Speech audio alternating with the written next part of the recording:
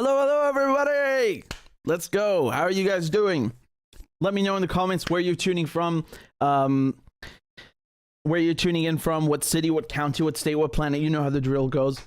And I see we've got 250 people, and the viewers are slowly milling in. So one of you has already sent a super chat, so thank you for that. I'm scrolling up to find who it was. It was Nico. Thank you very much, Nico. I appreciate that. Thank you for supporting the show. And look, we've got people tuning in from France, from Frankfurt, Maryland, Denmark, Alberta, Canada, Argentina, Toronto, Boston, Massachusetts, somebody else from Cape Cod, Massachusetts, Somalia, Belfast, Kenya, San Francisco, London, Oregon, and the list goes on and on. And by the way, for all the Muslim viewers, Eid Mubarak. Tomorrow's the final day of Ramadan. So for all those who are celebrating, wish you Eid Mubarak. And yeah.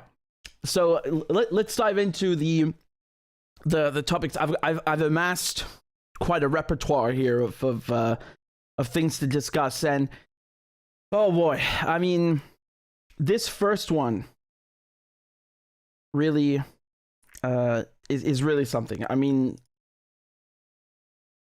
no matter how many times you think about it, you're not going to be able to wrap your head around this, because it's so outrageous. It's really, really, truly so outrageous. Give me 1 second. I see the text is cut off, so I should just slightly adjust that for you so you can see it more clearly, and I think that should do it. There we go. Good. So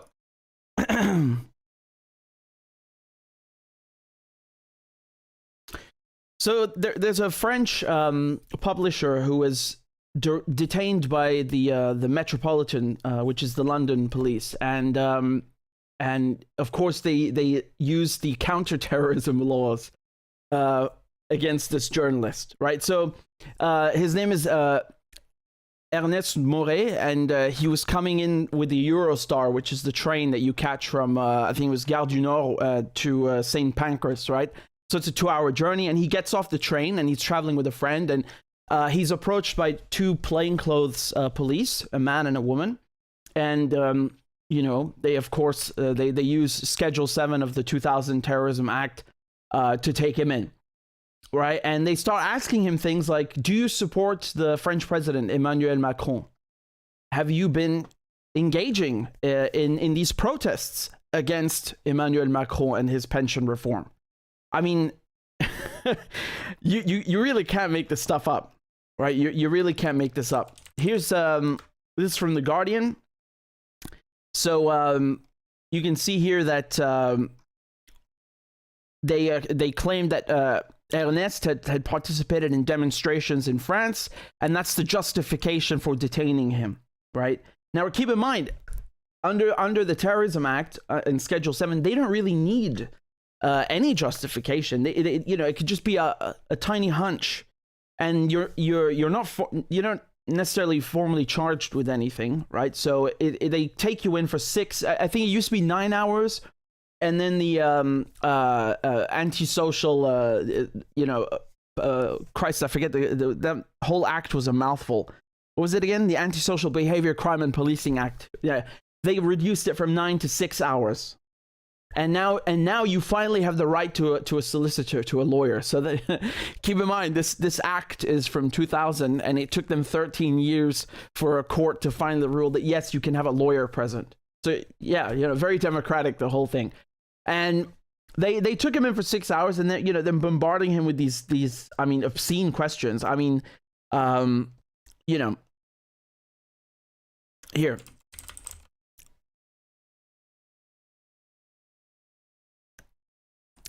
It's in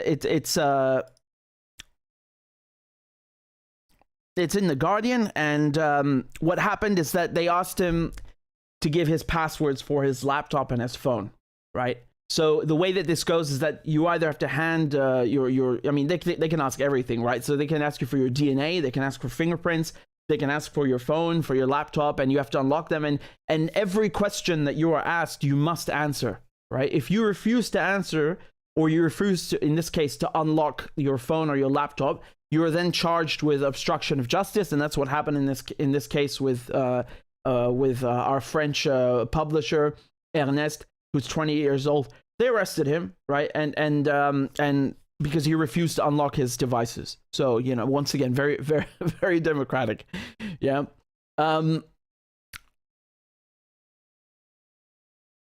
You've had a lawyer, you know, who after the fact. So this is after he was detained. He then got a lawyer, and you know, his lawyer talked about how, you know, obscene these questions were. I mean, let me put it to you this way. Yeah, here. So this is another article, yet another article, and they were asked whether he attended the protests, and they asked him to name anti-government authors in the catalogue of La Fabrique. So just so we're clear, Ernest is a foreign rights publisher at La Fabrique, Maison La Fabrique, which is a publishing house in France. It's just a publishing house. That's the one he works at. And they asked him, like, have you written anything about these protests on your laptop? Is there any extremist material on your laptop? Whatever that means. And then, can you name other people who are against the government and against the pension reforms, who are your colleagues, right? They're asking him to, like, basically, you know, like some Stasi style, you know, rat out your colleagues for us, will you? I mean, this is extraordinary, because I wasn't aware that it's a crime to protest in France against government pension reforms. You know, I was very lucky to have a French education, and of course, they drill this into your head that, oh, you know, the French Revolution is the best thing ever, and liberté, égalité, fraternité, and, you know, to a certain extent, and les Lumières, you know, the Enlightenment, and all these socialist movements in France that came after in the centuries that followed. You know, that the French, they made a lot of strides in democracy and you know, socialist movements and so on. Yes, that's definitely true. That's definitely true. The problem is that, you know, this is I mean, when I look at this is just a slogan, you know, liberté, égalité, fraternité. Where is it in reality? Because let me tell you one thing. The British police, this is the Metropolitan, the Met, stopping you and asking you whether you support the French president and if you've been protesting against the pension reforms in France, not in England, not in London. Very clearly, this is the French government who've asked the London police, the Met, to go and harass this guy. Probably because they couldn't do it in France. So they basically, you know, it could very well be, if you guys do this for us in London, then over here in France, we can take care of something. We can harass someone who's British for you in exchange or something like that. I'm just assuming, I'm just speculating, but it doesn't even necessarily need to be a quid pro quo. But this is very, very, you know, disgusting that the French government very, very obviously, very, very clearly have asked the London police to arrest this guy with using, I mean, terrorism laws. This is so obscene and exaggerated. It's disgusting. This is disgusting. I mean, you know, it's cooked up quite a stink. You've had very important, you know, by OBS in France, very important organization. They put out you know, a release about this. They're of course outraged. You had people going and protesting in front of the British embassy in Paris about this guy's detention. And keep in mind, this has been about 48 hours now since he was taken in. So after he was arrested for obstruction, you know, because he didn't unlock his devices, he posted bail, I think, in the yeah. So he's been out for about 24 hours now since bail was posted. But I mean, what is going on here? And of course, they've kept his devices, right? Listen, man, he may get them back, but he's never really getting them back. You know, I wouldn't touch those things with a barge pole because he's getting them back plus something extra inside, if you catch my drift. So another example of this, you know, as I said, this is an old, well, you know, we're not that old, but it's let's say it's a dated law now. It's 23 years old, you know, so give or take. The Terrorism Act of 2000. So I think the most prominent case of this being used was against Glenn Greenwald's husband or then partner, David Miranda, right? Who is is an elected member of parliament in Brazil. And at the time, Glenn was publishing all this stuff with Snowden about the NSA mass surveillance. And so, their idea was that, okay, your partner, so Glenn, your partner is traveling through Heathrow. I think it was Heathrow. Let's go harass him, right? And we'll use the same terrorism law. The same one, right? Schedule 7. I mean, it's disgusting. It's really disgusting. Let me play you this clip.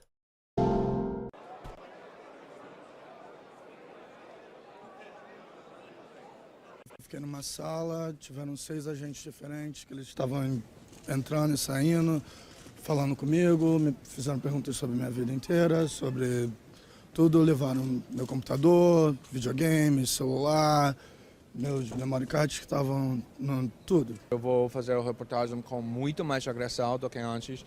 Eu vou publicar muito mais documentos do que antes. Eu vou publicar muitas coisas sobre a Inglaterra também. Eu tenho muitos documentos sobre o sistema de espionagem da Inglaterra. Agora meu foco vou ficar lá também. E acho que eles vão arrepender que eles fizeram.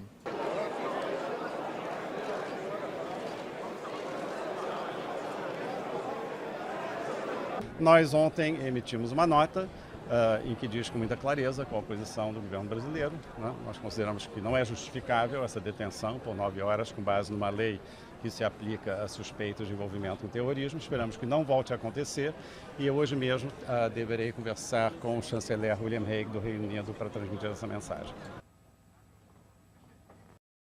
Another example of this that I could give you is Vanessa Beeley. So, she's British like me, and when she returned from Syria, she entered.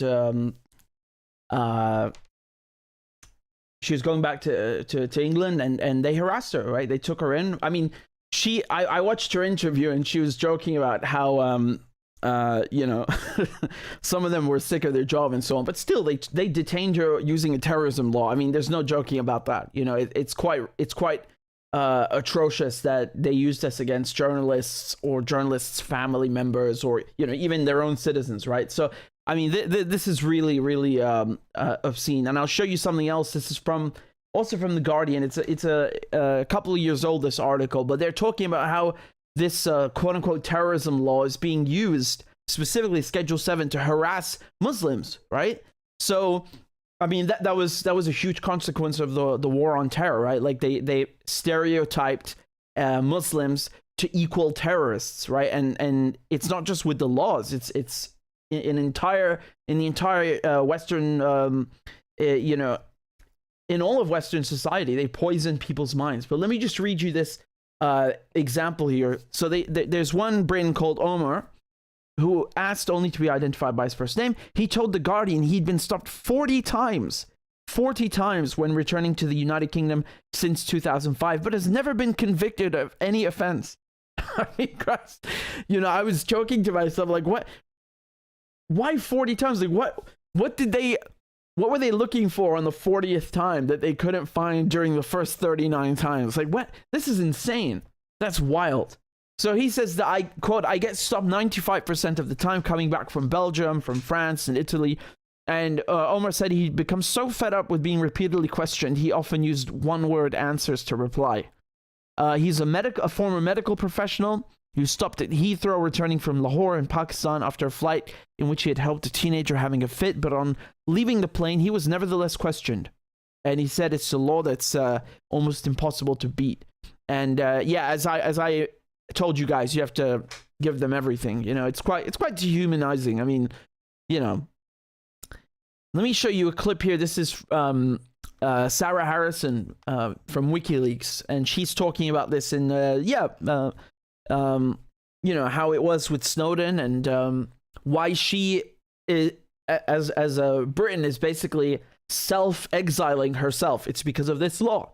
Let's listen to what she said to Democracy Now! Interview.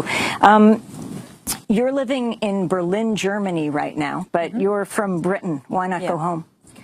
Britain has a terrorism act which has within it a portion called Schedule 7, which is quite unique. What it is it gives officials the ability to detain people at the border as they go in or out, or even transit through the country. And this allows them to question people on no more than a hunch, giving them no rights to silence. It also was the case of no rights to a lawyer as well, though that's starting to be changed. But you're compelled to answer their questions. All the legal advice received is that the likelihood is very strong that I would be Schedule 7, detained under this, and questions. Because of my work with WikiLeaks and Snowden, there are certainly answers for source protection reasons that I would be unable to answer, which would make me committing a crime upon returning home.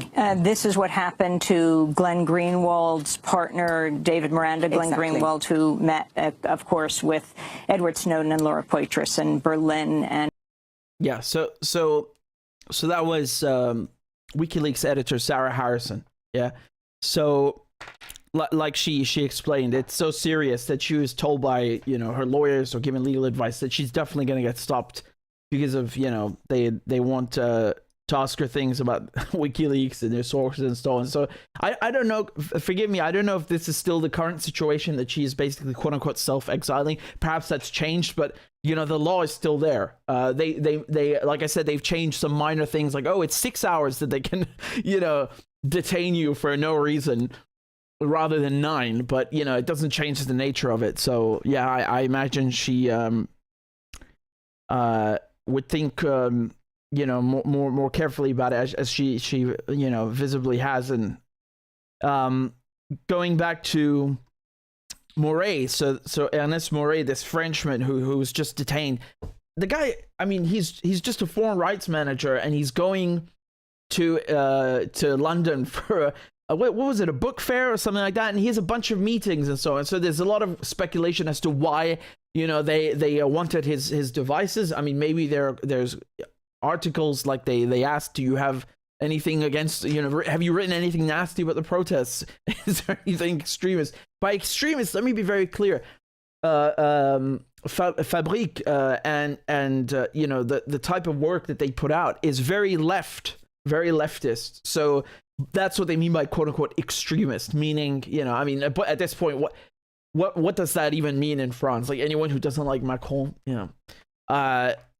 this is quite obscene nevertheless. I mean, there's no justification for this. I wish they would actually use, this law against actual terrorists, but the problem is you'd have to arrest half the people in Whitehall. So, no go. Let me continue, on that note, because we've just talked about a French publisher being detained in London using this terrorism act, Schedule 7. And it's very clear that the French government sanctioned this. The French asked the British police to detain this guy. This is not the first time that they have done something like this. And this is a topic that I've been meaning to cover for ages. And for some reason, I just kept forgetting to do it. So now's the perfect moment to do this. I've always wanted to talk to you about this scandal that took place about 1.5 years ago in France and Switzerland. So basically, there's a teenager who is part of a climate.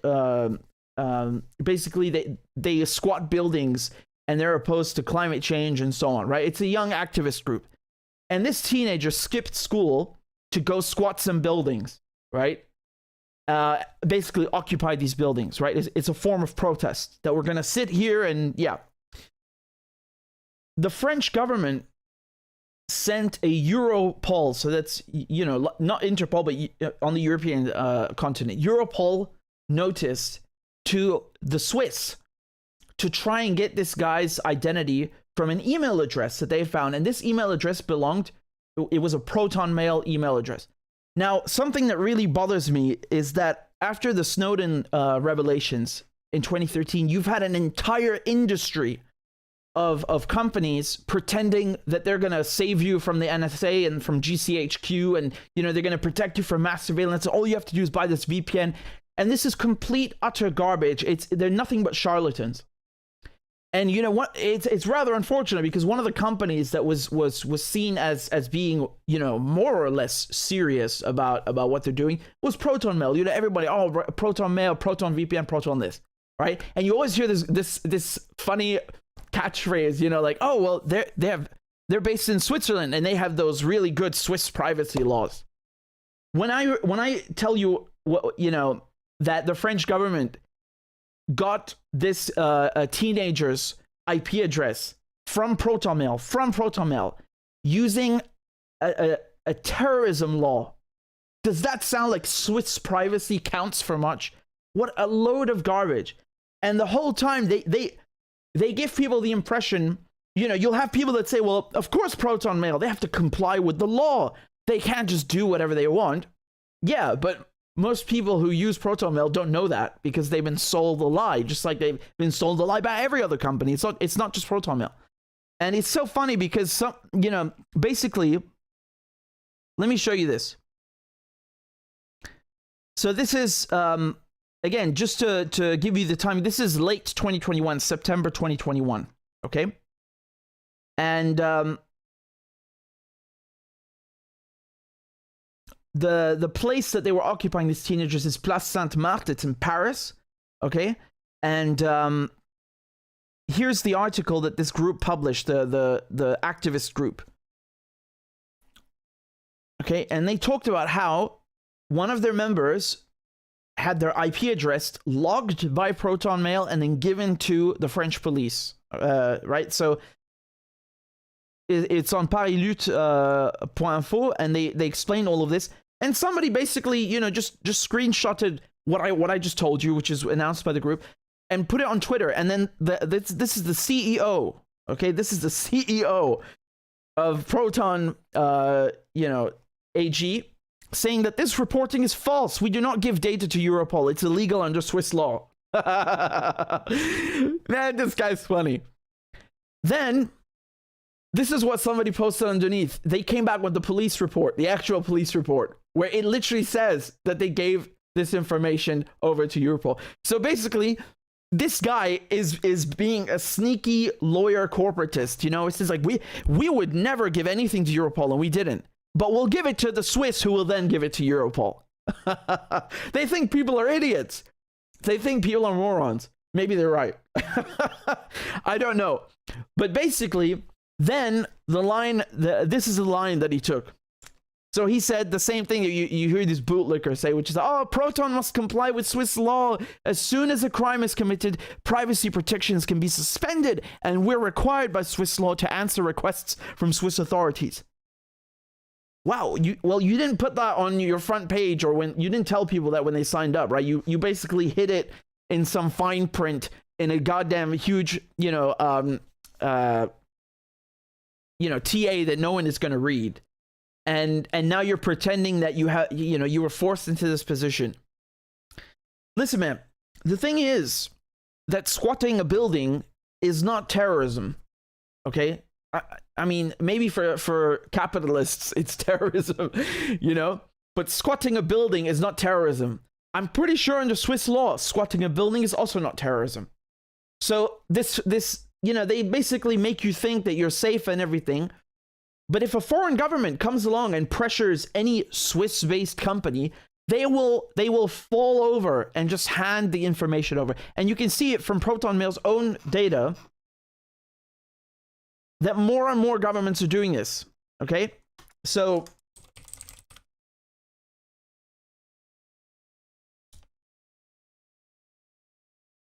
look at this. So Protonmail received 13 orders from Swiss authorities back in 2017, but then it became 3,500 by 2020 in the span of 3 years. And the number of foreign requests to Swiss authorities which are being approved has also risen. Okay, so all it takes is the Americans or the French or the British to pressure a Swiss court into falling over, and then Protonmail and Proton VPN, all of a sudden, the Swiss privacy laws, they just magically vanish. Now, look, I'm not saying that Proton or whatever company should just ignore the law in Switzerland and, act like these court orders don't exist, because they can't, right? They would be shut down and so on. What I'm trying to tell you is that you've had an entire industry of tech companies, email providers, VPN providers that sprung up right after Snowden, and all they've done is trick people into thinking that they're magically safer. But really all it takes is just a foreign court order, a Europol or an Interpol notice or whatever it is. And that sounds drastic because it is drastic. The French government literally used a terrorism law to get this IP address of a teenager who's part of a climate activist group. Terrorism. And this relates to what I just told you, where the French government is telling the British police to arrest a French journalist in London, citing terrorism laws. So do you see how this is a gross abuse of power? They are accusing anyone they like of being a terrorist for any reason, and then you have these people justify this kind of behavior. No. This is irredeemable. And then once again, the CEO says, look, in general, Protonmail cannot be used by people engaged in activities which are illegal in Switzerland. This is explicitly prohibited by the terms of service. Proton must also comply with Swiss government orders.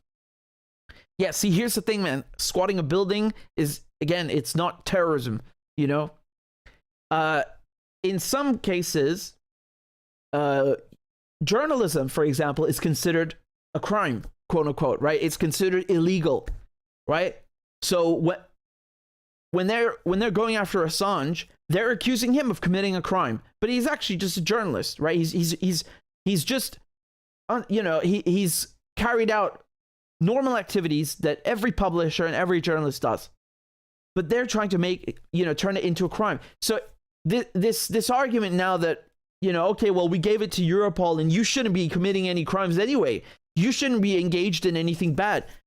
Sorry, but that's not what you've advertised and marketed yourselves as. You've literally specifically targeted people who want and seek anonymity, who seek privacy, who seek security. And of course, those are three entirely different things. But nevertheless, you've targeted those people. You've marketed yourself as that, as have many other companies. And it's all a big fat lie, because all it takes is the State Department and the Department of Justice, or the French or the British, and they will take you like this, legally or illegally. Okay.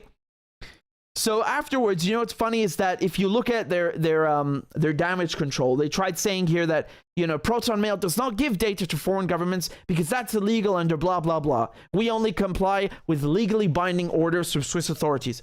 Once again, I reiterate my previous point.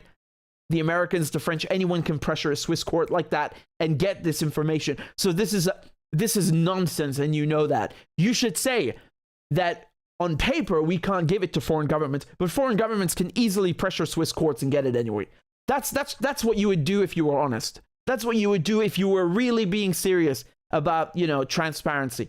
Then down here, they say under Swiss law, it's obligatory for a user to be notified if a third party, that's a very nice name for spies, if a third party makes a request for their private data, and such data is to be used in a criminal proceeding. More information can be found here. Once again, this is a moot point, because they're saying that if Protonmail is going to give your data to a government, we have to tell you. Now, here's the thing. This teenager from the French activist group that I told you about, who had their IP address handed over by Protonmail to the French police, they were told 8 months after the fact. 8 months later. So once again, this is typical lawyer, corporate, politician speak. They obfuscate and trick you and make it sound like something completely different. They will only tell you when they find it, when they find that it is a suitable time for them. They are under no obligation to tell you, on the moment when they receive this court order, or after the fact, whenever they want. And if you actually go and read all of this stuff, they spell it out. They say, well, we can delay it, we meaning Proton, or the police can delay it. So basically, you might never find out. They might tell you 100 years after you've died that your data was handed over. God, it's so disgusting. Here's another one.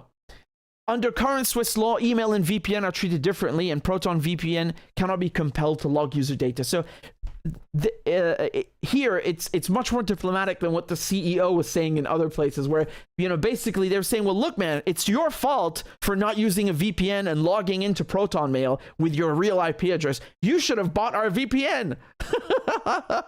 man, it's so sick. You know, anytime's a good time for marketing, right? Point number 7. They say, due to Proton's strict privacy, we do not know the identity of our users. And at no point were we aware that the targeted users were climate activists. Now that's very interesting, because they say elsewhere that they refuse a lot of these requests. Look, it says here, this is from TechCrunch, and they broke the story, right? But they're citing Protonmail's own data.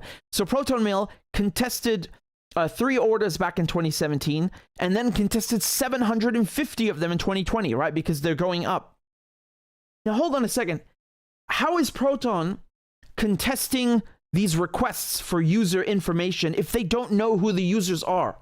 Because they just said that we didn't know these are climate activists. And then elsewhere, they're saying we rejected 750 of these requests to violate our users' data because we care. Well, how the hell did you evaluate those 750 if you don't know anything about the users? I thought you don't know. What a blatant contradiction. What an outright lie, man. There's something so fishy going on here. And this is just my 3rd or 5th point, right? So, you know, I find this very, very disgusting that the French government is using terrorism laws to attack climate activists or any journalist, whether, you know, their email provider is based in Switzerland, or they're going to, you know, to meet people in London, or to see a bloody book fair. This is disgusting. This is disgusting. You know, this is very disgusting behavior by the French government. They should get their act together. C'est franchement ignoble. C'est dégueulasse. C'est dégueulasse. And the fact that other powers, the British government is okay with this. I mean, I'm sure. I mean, what do they think, you know, when they're approaching this guy? It doesn't really look like a terrorist, does he? How do you, like, seriously, you know, pull out your ID card, say, yes, I'm taking it for terrorism? Come on, man. Police are not stupid. They're all very highly trained. They know exactly what they're doing. They can look at you in 5 seconds, know exactly who you are and what you do. Come on, man. How do these guys feel carrying out these orders? They must have something against it inside. They must, you know, and even if they didn't, we cannot allow it, because it's you know, it's a gross abuse of power. I mean, this law shouldn't even exist in the first place. I'm not sure how you can just randomly arrest people and, you know, basically not charge them, but, you know, in so many words, accuse them of terrorism at random and hold them without charge. I mean, this is insane. This is insane to me. I mean, that you call that democratic? And again, I think this case of Protonmail, look, I'm not trying to, like, attack them personally or something, but I think that they've deceived a lot of people, you know, and they changed after this scandal where they were caught giving the IP address of a fucking teenager who's a climate activist. You know, after this scandal, they changed a bunch of stuff on their website, you know, like suddenly it's not anonymous email. They start, I forget the exact thing. You can go read the TechCrunch and all the other articles. They started changing up the wording, and that's the point of my story, right? That they went and changed a bunch of things on their website to make it look like, oh, well, you know, we never said that this is anonymous email. You know. You know, a lot of things are wrong with this. This is very stinky. This is very stinky. I'm not impressed whatsoever. I'm really not impressed with this behavior. And, you know, this industry of VPN providers and, you know, all this garbage they try to sell you on YouTube, man, they're taking you for a ride. They're taking you for a ride, and you need to watch where you put your money. You need to watch out and understand and study these companies. Now, granted, you know, out of all of them, from what I've seen, they seem to be, let's say, the least, one of the lesser evils. And it's funny because I wish they would just say that Swiss law is not going to protect you, but it's better than American law. You know, just something like that, something simple in terms of privacy, or let's say British law or whatever.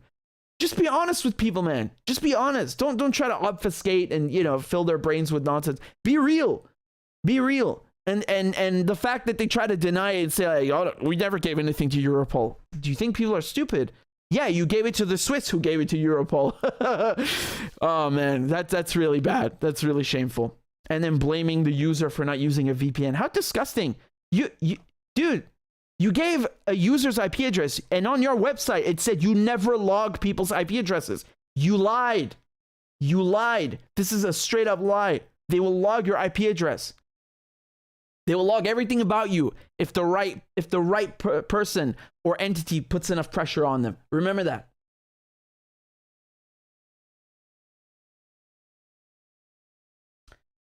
I was about to say that's enough of the French for one evening, but actually we're not done. We have to go to the next one, guys. We got to talk about the protests. I mean, come on, we have to. The French are good at it, yeah. Okay. Oh boy, oh boy, oh boy. How many people we got in the chat? Those of you who just joined. You are obliged to write in the comments where you have just tuned in from. Tell me where you're watching from. What city are you in? What country? Mark is saying, Richard on the road. And Fightback is asking which VPN is good. I don't recommend any of them.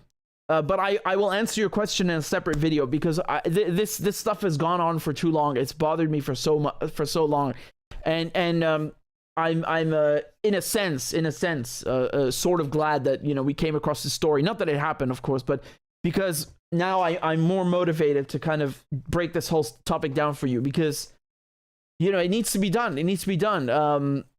Look, we've got people tuning in from Denmark, from Berlin, from Nevada, from Newcastle, from Quebec, from Southampton, from Texas, from Florida, from Thailand, Hawaii, Russia, Arizona, Mombasa, Ottawa, from the Milky Way. Very funny. From China, from Luxembourg, Portland, France, Kenya, St. Petersburg, New Zealand, Detroit, Michigan, California, Uranus. Yeah, very funny. Minneapolis. You guys are great. Shout out to all of your countries and cities and towns and whatnot. I'm very proud to have such a international audience. So let's move on to the French protests because this is another important topic. Okay. There. So the French are at it again, right? They're setting cars and cities on fire. And look, if the French know how to do one thing, it's definitely protesting and going on strike. I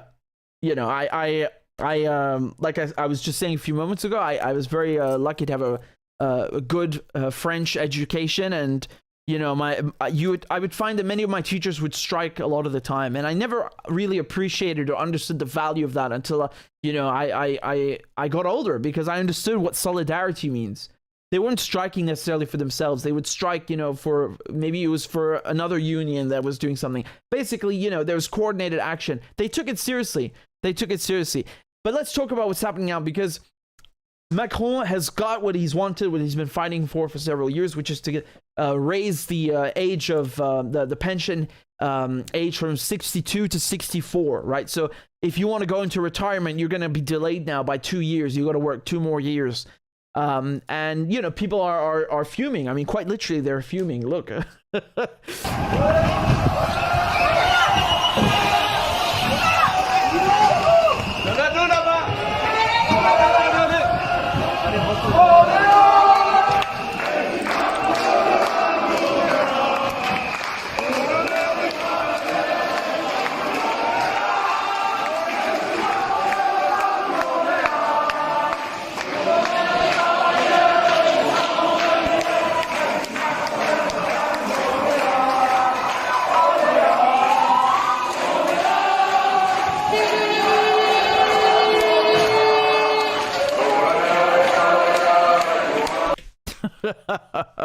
All right, guys, let's read about it. So this is from The Guardian.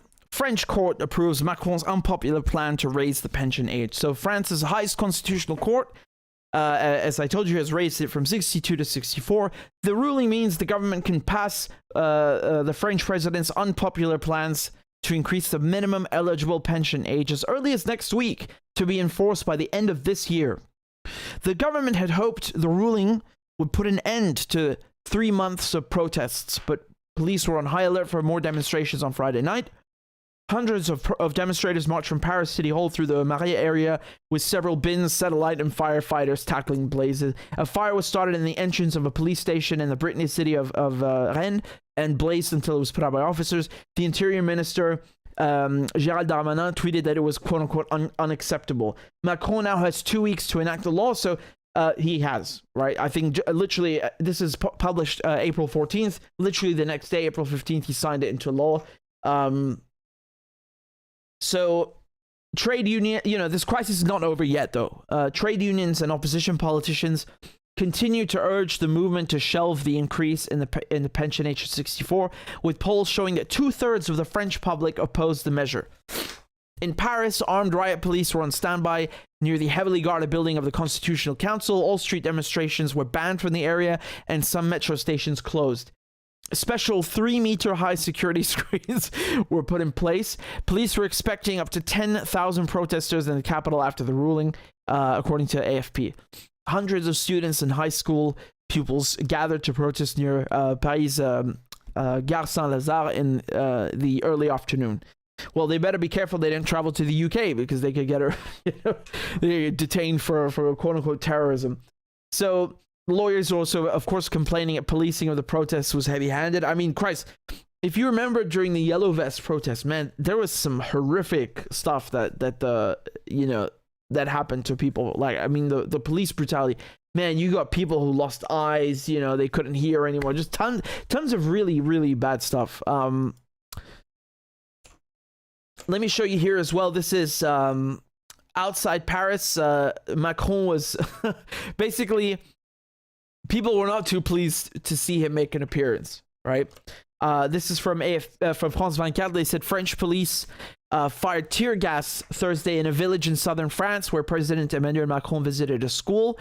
And, after facing angry voters on Wednesday in eastern Alsace, the 45-year-old head of state traveled to the southern Hérault region on Thursday to discuss education. In the run-up to his speech, police fired tear gas when hundreds of people were shouting "Macron, resign," and blowing whistles tried to advance towards the school. It's a World War I wave.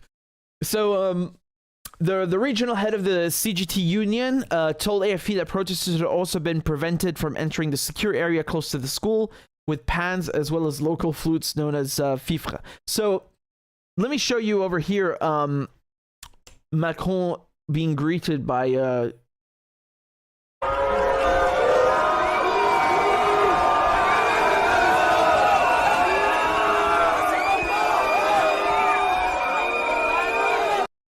ouch.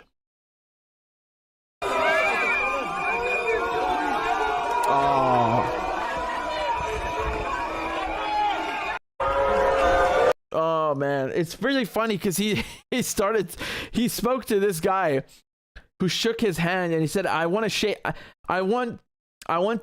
shake hands with the president of the most corrupt government we've ever had. Je voulais juste savoir que serrer la main à un président qui a un gouvernement aussi corrompu. Alors je me suis dit, il faut pas louper ça. Alors vous avez beaucoup de gens. Vous avez un gouvernement corrompu. On n'a jamais vu. I can barely hear what Macron is saying. People are booing, so like I almost feel bad for him. I almost feel bad for him. Not quite, but almost. Oh man, the guy is like, oh yes, oh yeah, you are the most corrupt man. There's no question about it. Un président, avoir un gouvernement aussi corrompu que le vôtre. Ouais, non, il n'y a pas d'être gentil. C'est la réalité. C'est la réalité. Parce que vous nourrissez des gens qui ne sont pas justes. He's saying that's the truth. That's reality. It's so funny because Macron is just standing there and he's like, I want to say he's like speaking, with him. He's not really speaking. He's being spoken to, which you don't really see that often. Ça, vous retourneriez ça, j'en suis certain aussi. Non, le véhicule est Ah si, c'est vous qui... and he told him, please do not convey such a message. You know, do not carry such a message that basically I'm the president of the most corrupt government we've ever had. And then he tells him, oh no, it's you're the one who's propagating and you know, basically signaling this fact to the rest of the world and to the country that you are corrupt, your government is corrupt. And honestly, I mean, because look, man, I've been covering these protests for quite a while, as you guys know, and especially this pension reform was a big topic before Macron was elected last year or re-elected. And you know, out of everything I've seen, this is probably the most quote unquote democratic interaction. You know, out of all of them, I think he's never even heard this much from an actual French citizen, right? That's the most he's ever heard. Because, you know, he's very adamant about this. And it's funny, I mean, well, it's sad, really. I say that ironically, you know, because, sarcastically, because when some people saw that Macron is going to go ahead with this pension reform after his re-election, I read this out to you.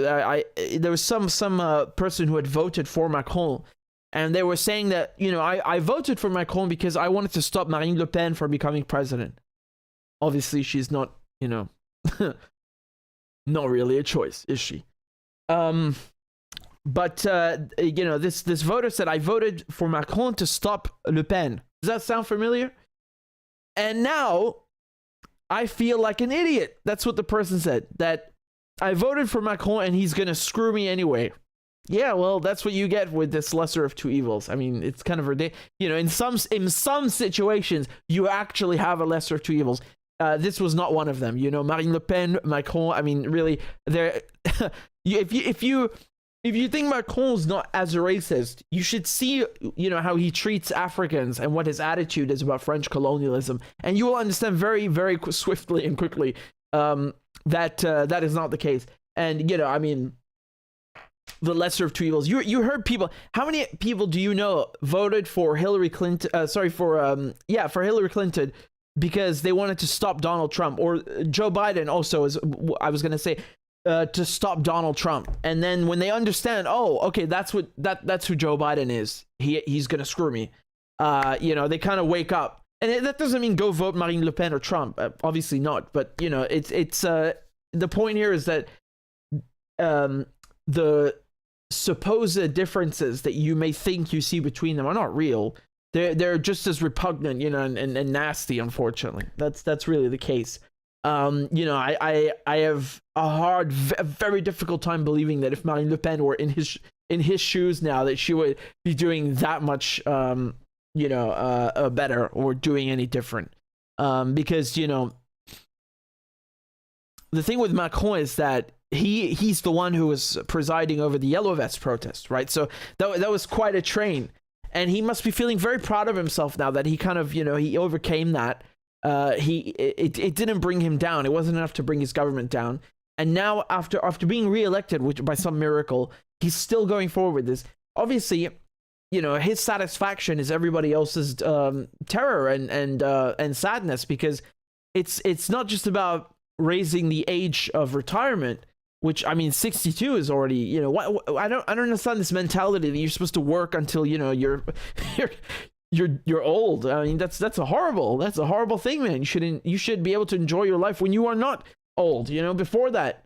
You know, this mentality like, oh, you should work yourself to death, you know, it's wild.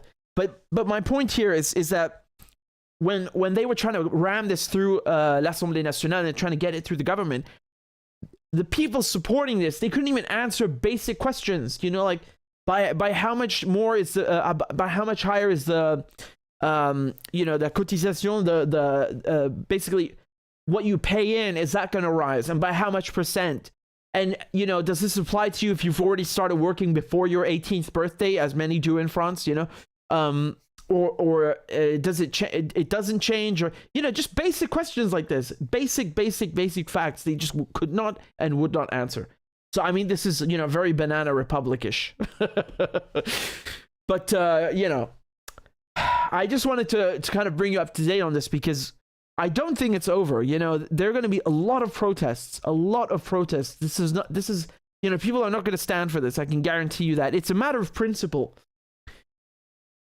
You have to understand that the French right now, and I've told you about this many, many times, after, you know, Mélenchon, he wasn't able to get into the second round, the runoff for the presidency. The movement didn't die, it just continued, which is where Bernie Sanders failed and Jeremy Corbyn, well, I don't want to say failed because they really crucified that guy much more than Bernie. But you know, there were, when Bernie was like knocked out, it was like, okay, well, I'm just gonna throw up my arms and you know, throw away my whole movement, which is you know, disgusting. And with Mélenchon, they created this NUPES, this coalition. And man, you should see them when they're debating in the you know, the National Assembly. They're on fire. Their answer to, you know, Macron's clique shutting down the debate for the day and, you know, basically telling them to go home early is that, okay, general strike. You know, they respond with force in the streets. They say, okay, yeah, we're gonna get people to go on strike, and they meet it, and it happens. So on 1st of May, there's going to be a huge strike as well. That's, you know, International Workers' Day. That's coming up soon in 2 weeks. Right? So expect something very big then. And this is, like I said, this is not going away. That movement is alive and well. Right? So just because Macron signed it doesn't mean that he's going to get away with it. Just thought we'd talk about this, yeah? Just so you know.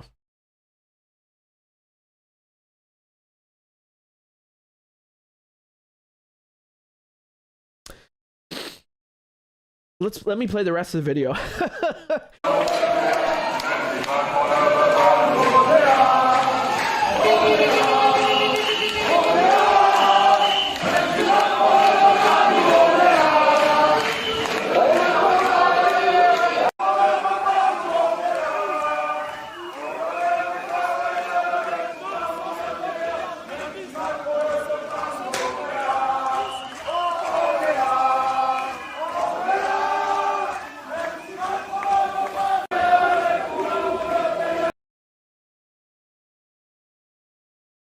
I told you, they were literally fuming.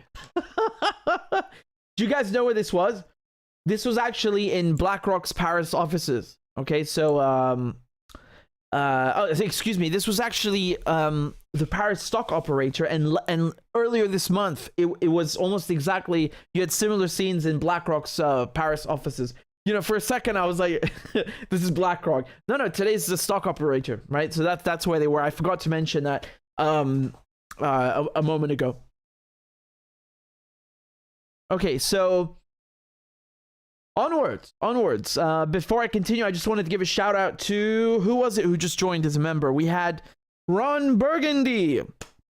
Isn't that a character from Parks and Rec? Ron, thank you very much for joining as a Medhurst supporter. I appreciate it. And thank you to Nico for the donation. You guys, on Patreon, where are we at? Let me check. Where are we at? How many are we at? Claudia, help me out. Look at that. 701. 701, baby. So that means we've got 49 people to go till our next goal. We need 49 of you guys. We've got 600-700 people watching now. We need just 49 of you to sign up on Patreon so we can get to that goal. Again, this is, if you want to support the show, it's just $1 a month or £2 a month, whatever you like. You can stop anytime. And it's just a way of helping me so I can continue my work, so I'm able to do this. And if you like my show and you're able to support it, I'd be very grateful for your help. And I'll play a crab dance now for Ron Burgundy. By the way, you can choose to join on Patreon. If you want, on YouTube, Claudia put together some really cool stickers. Some of them are of my face, apparently.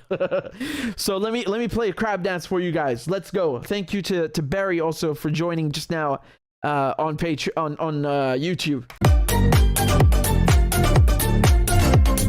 Clap for that, you stupid bastard. Corn Pop was a bad dude, and he ran a bunch of bad boys. Listen, fuckhead, you have fucking crossed the line. Claiming I'm the enemy. You got that, you goddamn son of a bitch? I don't give a fuck what you think, bitch. Good morning, Sunday morning. Cut that bitch off! Thank you for Iron Dome, which is a technical marvel. والله انتوا كلاب بصراحة يعني. ماشي نشتغل عادي. We lied, we cheated, we stole. China. And you ain't black. There's always the macro, and then there's the micro.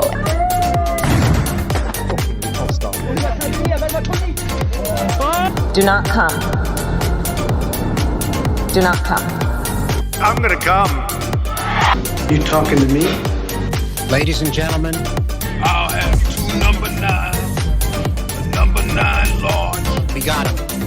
I told myself, I know it's not.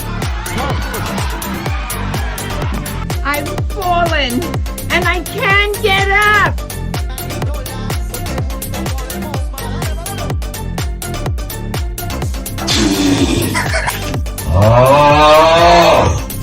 Disgusting! Why you texting? Why? You're getting nervous, man. Calm down. It's okay.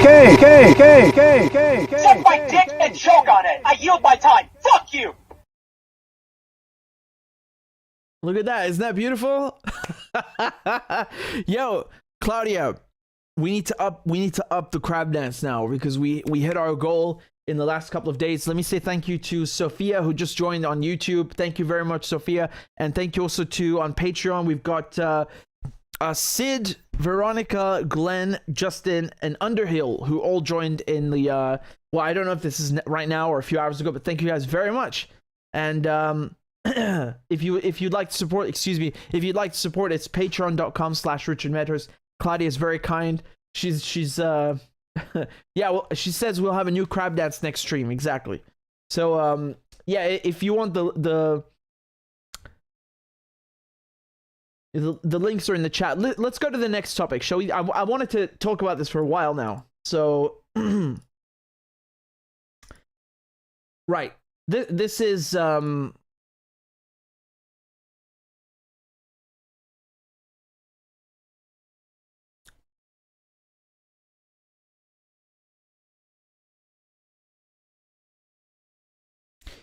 so there's a lot that's happening in the Middle East now in terms of diplomacy, and I wanted to bring you up to speed on what's happening. So Qatar and the United Arab Emirates have decided to reestablish ties, which the reason for this is that you see the Emirates, they are not they don't have the same political orientation as Qatar. Qatar is more, leans more towards the Muslim Brotherhood. So you could say like Turkey.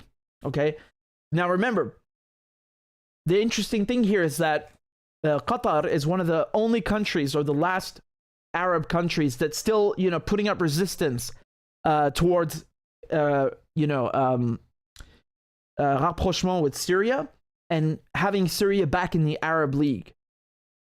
So Qatar is still against that. Meanwhile, the UAE is the opposite.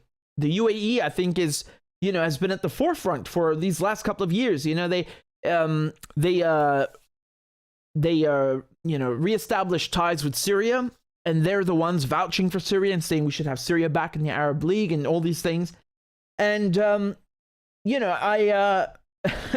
I can't help but think of the Qatar World Cup, which just took place. And man, I gotta say, sorry, we're going off on a bit of a tangent, but that was really, truly one of the best World Cups ever. It has a positive memory in my mind. And, for me, what I hope to see is a rapprochement between Qatar and Syria and the whole Arab world. That's what we need right now. And things are changing very fast, because you saw after China mediated a peace deal between Saudi Arabia and Iran, it opened the door for so many other developments, right? So you've had prisoner exchanges, prisoner swaps with Yemen.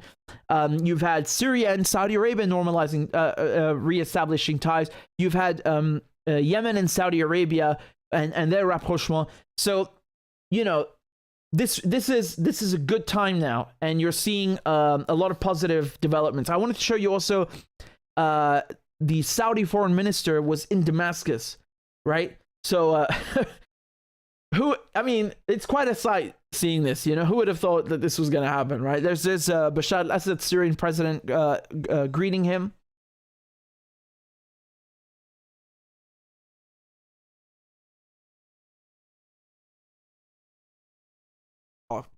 look at that beautiful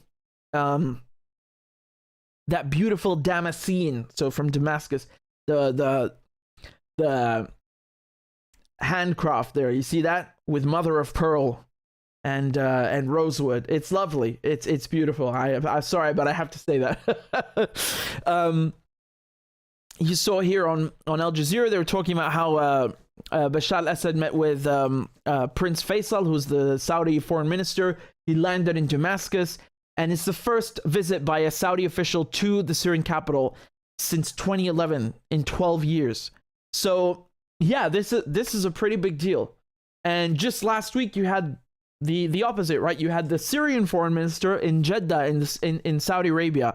Again, first Syrian official in Saudi Arabia for the first time in 12 years. So, I mean, look, man, for we got to be honest, because the situation, what Saudi Arabia did in Yemen and Syria, it's a lot to you know, it's a lot to just swallow your pride and bury the hatchet, because Saudi Arabia didn't get hurt from all of that. Syria and Yemen did get hurt, right? But in the end, all these countries that were hurting Syria, they had to come back and you know, and Yemen, they had to accept defeat because they weren't able to remove Bashar al-Assad. They weren't able to overthrow the Syrian government. They weren't able to get rid of the, you know, Ansar Allah or the Houthis. And now they have to make amends. They have to make amends. They have to rebuild. And let's be real. You have to remember that for the UAE, for Saudi Arabia, there's a lot of money, or shall we say, there are a lot of prospects, you know, monetary or otherwise, that come from the idea of, you know, rebuilding Syria. Who's going to rebuild Syria, right? Who's going to be given these contracts? Who is going to invest in Syria? This is an entire market, and Yemen, that has yet to be developed. And I hate to speak about it in such terms, because, you know, Syria is not just like some chunk of land or real estate or you build skyscrapers. It's not about that. But the country has to be rebuilt because it's been destroyed by war. There is no choice but to rebuild it, right? So, and I'm not saying the Saudis only have money in mind or investment, not at all. But some people, they view it as you know, a good business prospect, which I don't look at it that way. For me, the idea is that, you know, you want to have a united Arab world because that's what the West and Israel hate the most. And that's the only way that you get back the power of the Arab world, and you have peace and diplomacy and everything is fine, you know? And so even though what Saudi Arabia did and Qatar and a lot of other countries in Syria and Yemen is very, very hard to get past, it's worse to, you know, to forego diplomacy. And in this case, you saw that it's not just about Syria, it's also for the region in general. You know, Iran is nearby, and you know, you have a new world that's coming, so you want to make sure that everybody is ready to transition to a multipolar world, right? Now, something else, this is another development from a few hours ago. You can see this in Al Monitor, or here in Middle East Monitor. They say, the headline reads, Syria's Kurds seek talks with regime amid regional challenges. So that's interesting, right? So they released a 9-point statement saying that, quote, we affirm our readiness to meet and talk with the Syrian government and with all Syrian parties to hold discussions and present initiatives for a solution. And this is very, very interesting. Let me just show you a map, by the way, for those of you who've forgotten what areas the Kurds control. So you know, for me, I can visualize it, but it's basically the northeast, so everything that's east of the Euphrates River. So we're talking about Hasakhin, Deir ez-Zor. These are two governorates, and all of the oil is there. You know, and all of the it's called the breadbasket region because it's literally, you know, quite literally a breadbasket. The wheat, you know, all valuable things or most valuable things are grown there. Let me just get you a map here so you can see. Yeah, this is again this map is from 2019, but things really haven't changed on the battlefield since 2019. This is quite accurate for the most part, even to this day. So this is a map from Al Jazeera, and you can see everything in yellow. So this is as I said, Hassak and Deir ez-Zor. The lines have changed here, I would say, but just focus on this area where my mouse is moving and what's in yellow. This is what the Kurds control, and I just told you the importance and significance of it. All right, so they basically have wanted to create. They've been trying for a while to create their own autonomous region or country, right? And the Kurds just next door in Iraq, they already have an autonomous region, but in Syria they don't. Now, of course, from the point of view of the Syrian government, and I would say most Syrians, they're not okay with this, because you're basically carving out 1/3 of Syria, taking the oil, taking the wheat, and it's like, that doesn't work. I mean, Syria doesn't just have Kurds or you've got like 20 different ethnicities and minorities. If every one of them, whether it's Palestinians or Armenians or Christians or Orthodox Christians or Syriac or Syrian or Bedouin, if every one of them starts saying, well, let's carve out this place, I mean, you will literally be handing Syria on a silver platter to Europe once again, just carved up into 20 pieces and balkanized,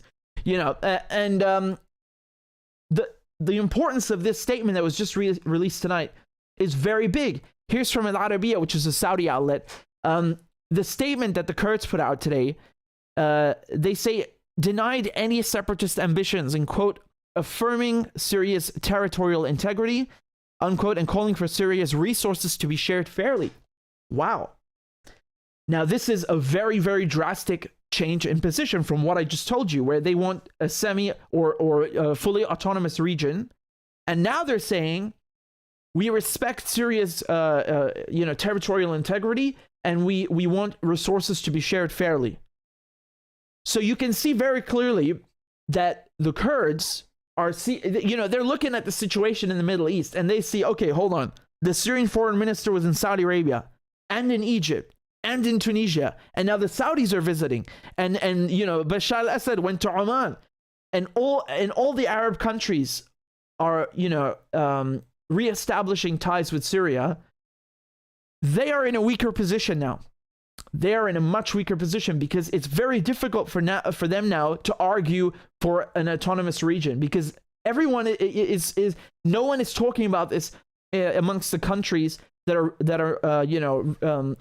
engaging in rapprochement with Syria. They haven't mentioned this, and so the Kurds are having to change their position now.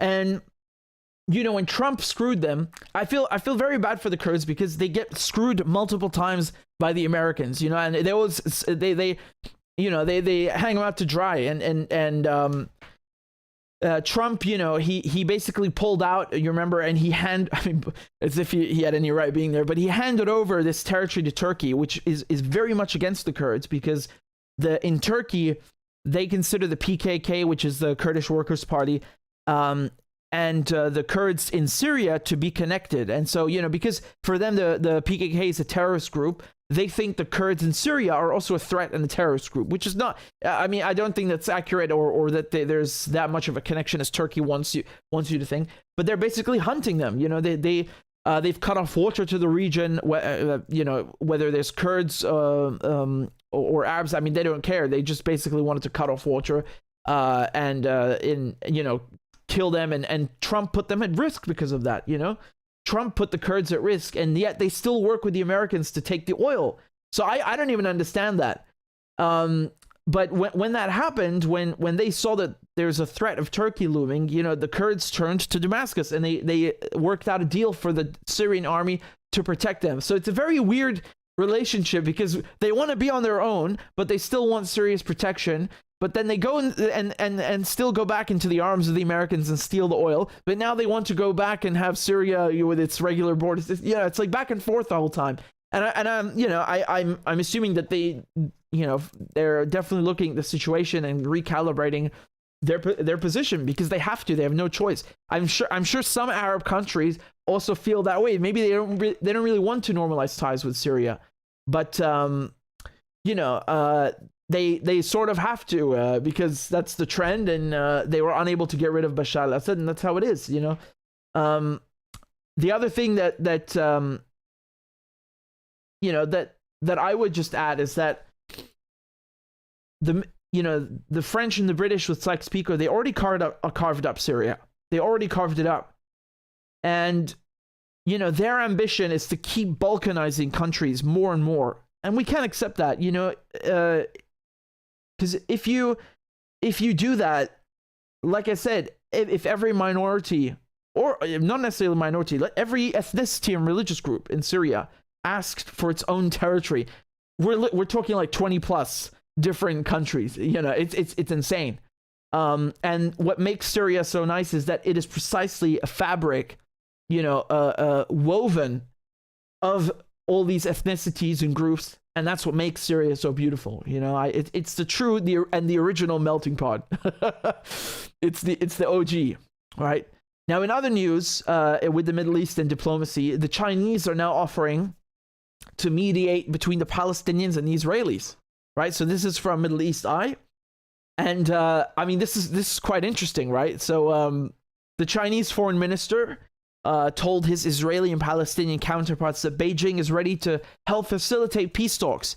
So Foreign Minister Ging Yang basically had separate phone calls, and it's funny because the Israelis, they didn't mention any of this in the readout. Basically after the certain officials make phone calls with counterparts or other countries, the foreign ministry or whatever will publish a statement saying our foreign minister spoke with XYZ and they discussed this, and this, but the Israelis didn't mention it, which is funny. Now look, obviously I'm being a bit cheeky here, but good luck. Mediating between the Israelis and Palestinians is nothing like mediating between Iran and Saudi Arabia. Iran and Saudi Arabia, that peace deal is a joke compared to this one. No, I'm kidding. It's not a joke. It's a very, very great accomplishment. But my point here is that the mediating between Israel and Palestine, man, this is very difficult. This is very difficult, and you have to remember that even inside and outside Palestine, there are people who are never going to accept Israel no matter what, because it's on top of Palestinian soil. How can you mediate with something that is occupying you, and to exist has to occupy you. It doesn't make any sense, right? So in any case, that doesn't mean there cannot be mediation. You've had it in the past, and some people think that was a mistake, and that basically the PLO now is outsourced and is Israel's version of outsourcing the occupation, and etc. And people are basically looking at Clinton and Arafat and all of this and 30 years back and saying, well, where did it get us? Where did it get us? Syria is still occupied by the Israelis. They carved up the West Bank into 3 zones, like made it even smaller and smaller, like confetti. They're raiding Jenin. They're bombing Gaza. What did it get? What did that diplomacy or supposed diplomacy, or hoodwink, get Palestine or the Arab world? So, when people say that, it's, yeah, you're going to have a tough time arguing against that, because the answer is nothing, really. So, in any case, I don't want to be too pessimistic here, but, if the Chinese can achieve any inroads, never say never. Good luck to them, and I truly mean that, because, the Chinese have, they recognize both Palestine and Israel, and the Chinese, for them, they don't take any position, and that is their position, right? So, of course, you can argue against that and say that's a bad thing because they shouldn't recognize Israeli occupation, but then you can also say, well, that's actually the neutral and mature thing to do. Whatever mature means. That there are both sides to this argument. I think you know towards which I lean, but I don't want to bash or criticize the Chinese for trying to make peace. Because what they did between Iran and Saudi Arabia, look how much good that is doing.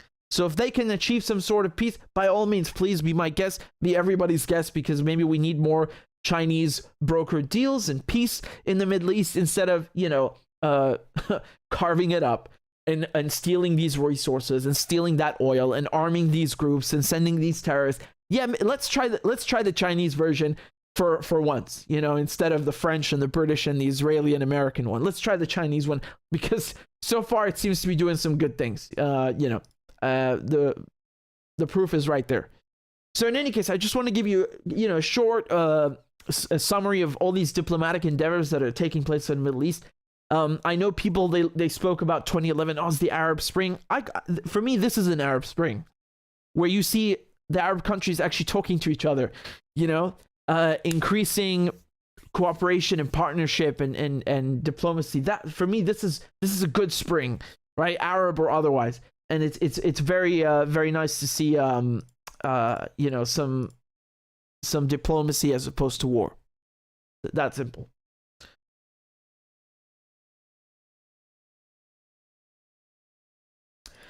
Speaking of Palestine, I've wanted to discuss this with you guys for quite a while, so let us have at it.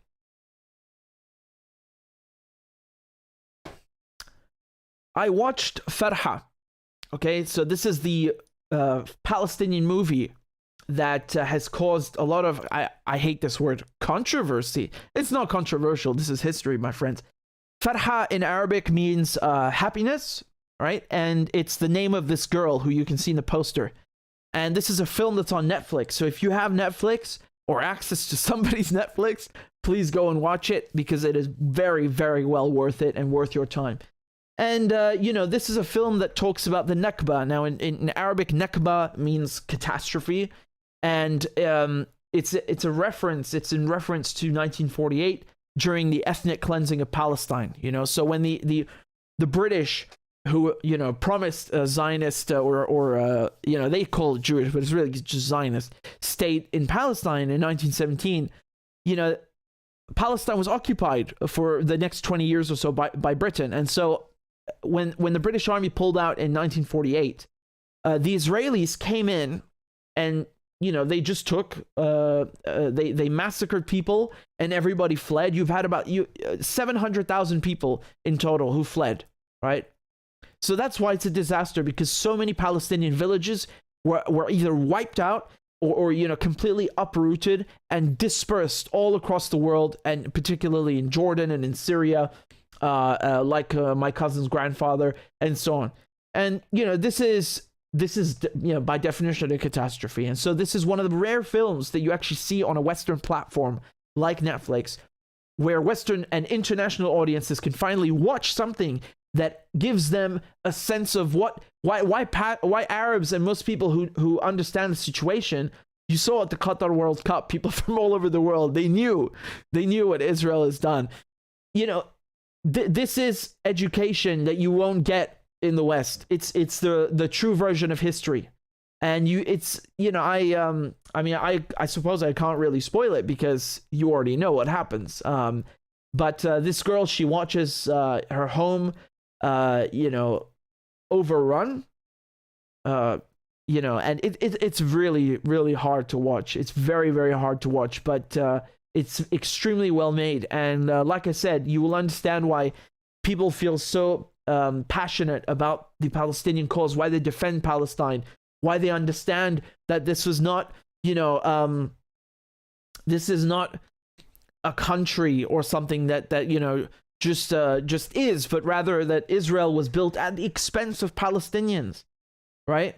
It was built at the expense of Palestinians. Remember that, and it's still being, that project is still in practice, because they're trying to take people out of Sheikh Jarrah, and they try to build illegal Israeli settlements in the West Bank. It's still going on, but this was the beginning. This was the starting point. And I want to show you a clip from this is from the director, right? So Darine Salam, she's a woman, she's Jordanian, maybe she's Palestinian, as I just told you a few minutes ago. A lot of Palestinians did go to Jordan and Syria, but in any case, let me play this clip for you. So this is the director of the film. It's literally like everywhere now, in Japan, Korea, Taiwan, Australia, everywhere. And then after a year and a half, we met with Netflix, and they acquired the film to stream it worldwide. And I think this is one of the things that made them very angry, the Israeli officials, because Usually, most of the Arab movies are streaming MENA region, but Farha was worldwide, and they don't want the world to know about this Nakba event that they were hiding for so long. Yeah, so I mean, I agree with everything she said. It's funny watching the reaction from Israelis. You already know what they did. You already know. Oh, it's anti-Semitic, and you know they leave out that Palestinians are Semites. Oh, it's anti-Semitic. Oh, it's a blood libel or whatever the hell that means. Look, man. I mean, anti-Semitism is definitely real, but this is disgusting that they take European anti-Semitism and then try to make you think that it's also something that Arabs feel and Arabs do. No. The genocide against Jews was in Europe, not in Palestine. No one did. No Arabs did that to Jews. That's a European thing, a German thing. And you have anti-Semitism in Spain, in England, for centuries in Europe. That has never been a thing. When the Jews were kicked out of Spain with the Arabs, right? They call it the Reconquista, I think, in Spain. Do you know who protected the Jews who were living in Andalusia and all this? The Arabs, the Muslim Arabs. So this has never been an issue, but they want to make you think and poison your mind into thinking that, oh, this movie was made by Arabs who just hate Jews. That's not a thing. That's not a thing. You know, they want to equate Zionism or Israel with Judaism, which is insane, which is, you know, it's ridiculous because Zionism is a political ideology that's been barely, you know, 150 years in existence for barely 150 years. Judaism is thousands of years old. How are you equating those? You know, it's like it's insane, you know. But you can see here Miko Peled, who was in the Israeli Special Forces. His father was a general in the Israeli army in the 67 war. His grandfather is a founding member of Israel. I mean, he or a founding father, if you want to use that term. He literally founded Israel, right? He's one of the founders, and he is completely against Zionism and against Israel. And you know, he speaks out against attempts like this to, you know, silence Palestinians and silence critics of Israel. And look what he said here about this movie. He said that he just watched, I'm just going to read it to you. He said, I just watched Farha on Netflix, directed by Dareen Salam. Wow. It was not what I expected. It personalizes the Nakba in a way that is rare. It's a movie that hits you very hard, gutsy. You sit at the edge of your seat. So well made, it deserves awards. He said that the Farha film grabs you emotionally. It's the beginning. The beginning is beautiful and idyllic scenery. The portrayal of the village felt so real. And the overreaction from Israel reminds me of the phase, quote, if the hat fits, unquote. So the defensiveness by Israel seems to be an admission of guilt. You know, I would agree with him because, you know, that's it. I've nothing more to add. I agree with what he said, you know. Really, it will make you speechless. So after this live stream, go watch it, guys. Go watch it. It's really good. I want to show you also some other tweets that I found. This is from people on Twitter. Someone here called Rami said, I watched Farha this weekend on Netflix. It made me recall the story my late grandmother shared with me about the birth of her first child, my mother. My grandmother's story is almost identical to the one told in the movie, with one major difference: she and my mother survived. There's another tweet here from Sama. She says, I think the most beautiful part of watching Farha on Netflix was my mother smiling, telling my dad about how my grandmother used to braid her hair like that, or how the weddings in their village were even louder and more joyful than depicted. And she says the most heartbreaking part was towards the end. I was already crying, seeing the world through Farha's eyes, but my mother barely said a thing. She said this isn't even a fraction of what we endured. It's chilling. Yeah, I have no doubt. It's very chilling. I saw some stuff in Fox News and other places trying to smear the movie. It really makes me laugh because look at this headline. Netflix faces backlash, exodus of subscribers over anti-Semitic film Farha. God, man, it's comical at this point, really. just, you know, shut anything down you don't like as anti-Semitic. Yeah, you know, it's so comical. And they didn't even get the story straight. They started saying something like about her newborn sibling dying. That's wrong. That's not in the movie. I don't know. I think they didn't even watch it properly. They have no clue what's going on. And they say that part of the backlash to the film is due to filmmakers marketing the story as inspired by true events. It's not marketed. It's literally inspired by true events. It couldn't be clearer than that. No one's marketed. We don't look, man. No, you know, you don't have a monopoly on pain, and you know, trying to silence the Palestinian cause by saying it's all they're pretending it's true. It's true, man. That's how it happened. You know. You know, 700,000 people didn't just randomly get up and decide to go. When people were being slaughtered in their villages, or certain villages were being completely, you know, leveled, people were hearing and seeing this, and they just left. They just left. And you have to remember, they were literally just like, they went from one day British occupation to Israeli occupation. Like, you know, within like one day, the span of a week or a day, you know, like from one occupation to the next. I mean...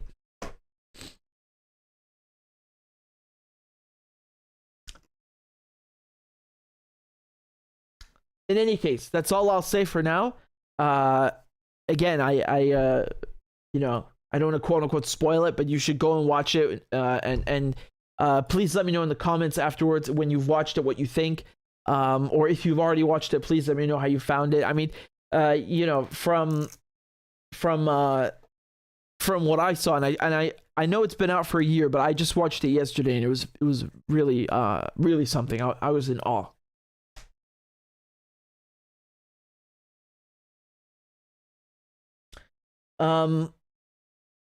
So thank you guys. Some of you, while I was speaking, you've went and joined on Patreon, and I'm very grateful to Ruz, and I'm very grateful to Tanya. Thank you very much. I hope I didn't miss anything else. I'm trying to read these out to you, and I'll play you a crab dance for that. I know we went from very sad to very happy now, but you know, we got to keep it lively and upbeat, or otherwise they'll have us crying 24/7, man. So let's go. Clap for that, you stupid bastard. And Corn Pop was a bad dude. And he ran a bunch of bad boys. Listen, fuckhead, you have fucking crossed the line. Claiming I'm the enemy. You got that, you goddamn son of a bitch? I don't give a fuck what you think, bitch. Good morning. Sunday morning.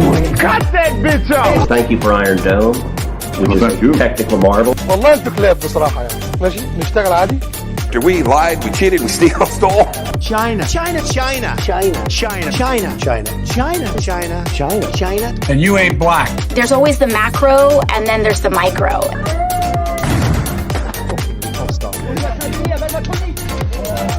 Do not come. Do not come.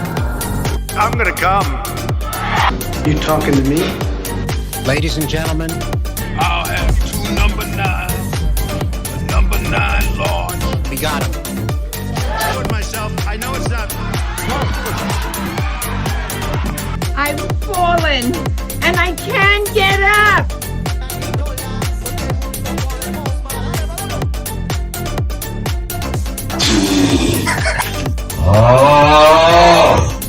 Disgusting! Why you texting? Why? You're getting nervous, man.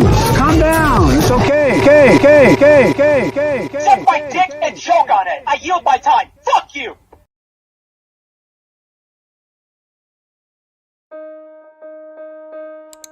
The war didn't start in February last year. Yeah. The war started in 2014. And since 2014, NATO allies have provided support to Ukraine. NATO was going to shoot Putin in the foot either fucking way. So, you know, he had no choice but to do XYZ, right? Going to Ukraine. Now, I don't know about the annexation, but you understand? Because the other side of the argument is that, you know, if you don't stand up to a bully, and NATO is a bully, they're going to keep pushing you around and taking more and more and more. And this is going to, you have to understand, this history begins in 2014, right? Putin did not wake up on February 24th, you know, last year and just fucking randomly decide to invade a country. I mean, I'm not saying that was the best decision, but there is history here, and a very, very big geopolitical battle right in Ukraine, and the Ukrainians are, of course, the ones that suffer the most. You see this often, that you have these like Europeans lecturing Africans. You see the French doing it in Mali, in Chad, in Algeria, you know. Even today, I'm not talking about like back 100 years ago only.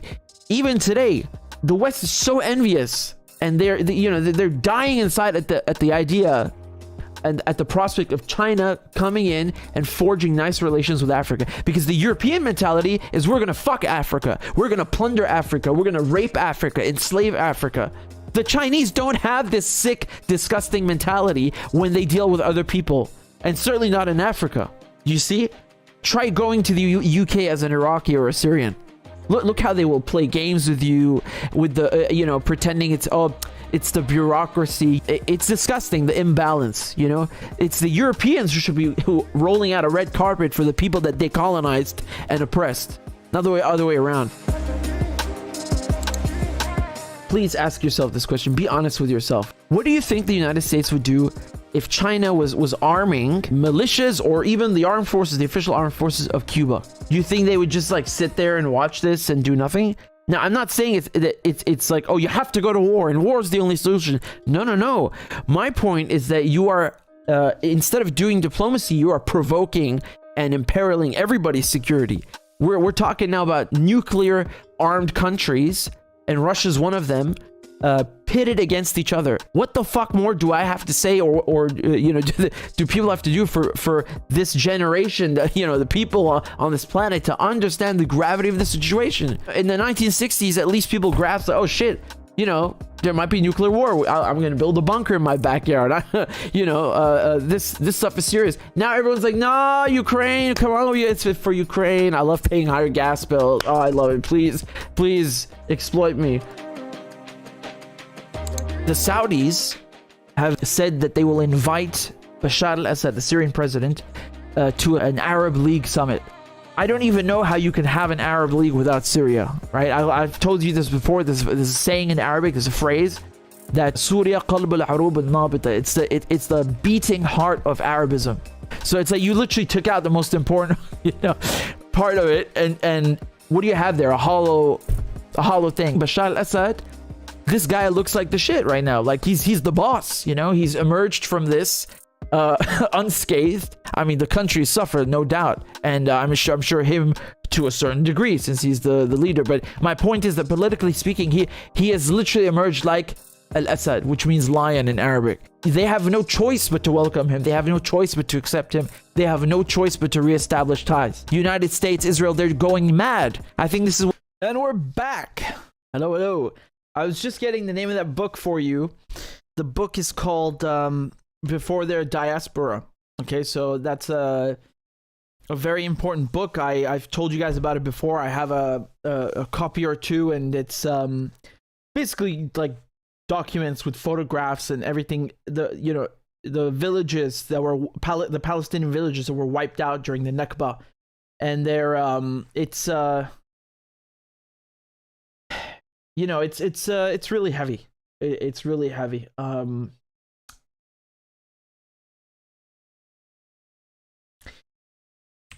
So let me tell you about. I wanted to show you something else. All right, I get your thoughts on it. Tell me what you think.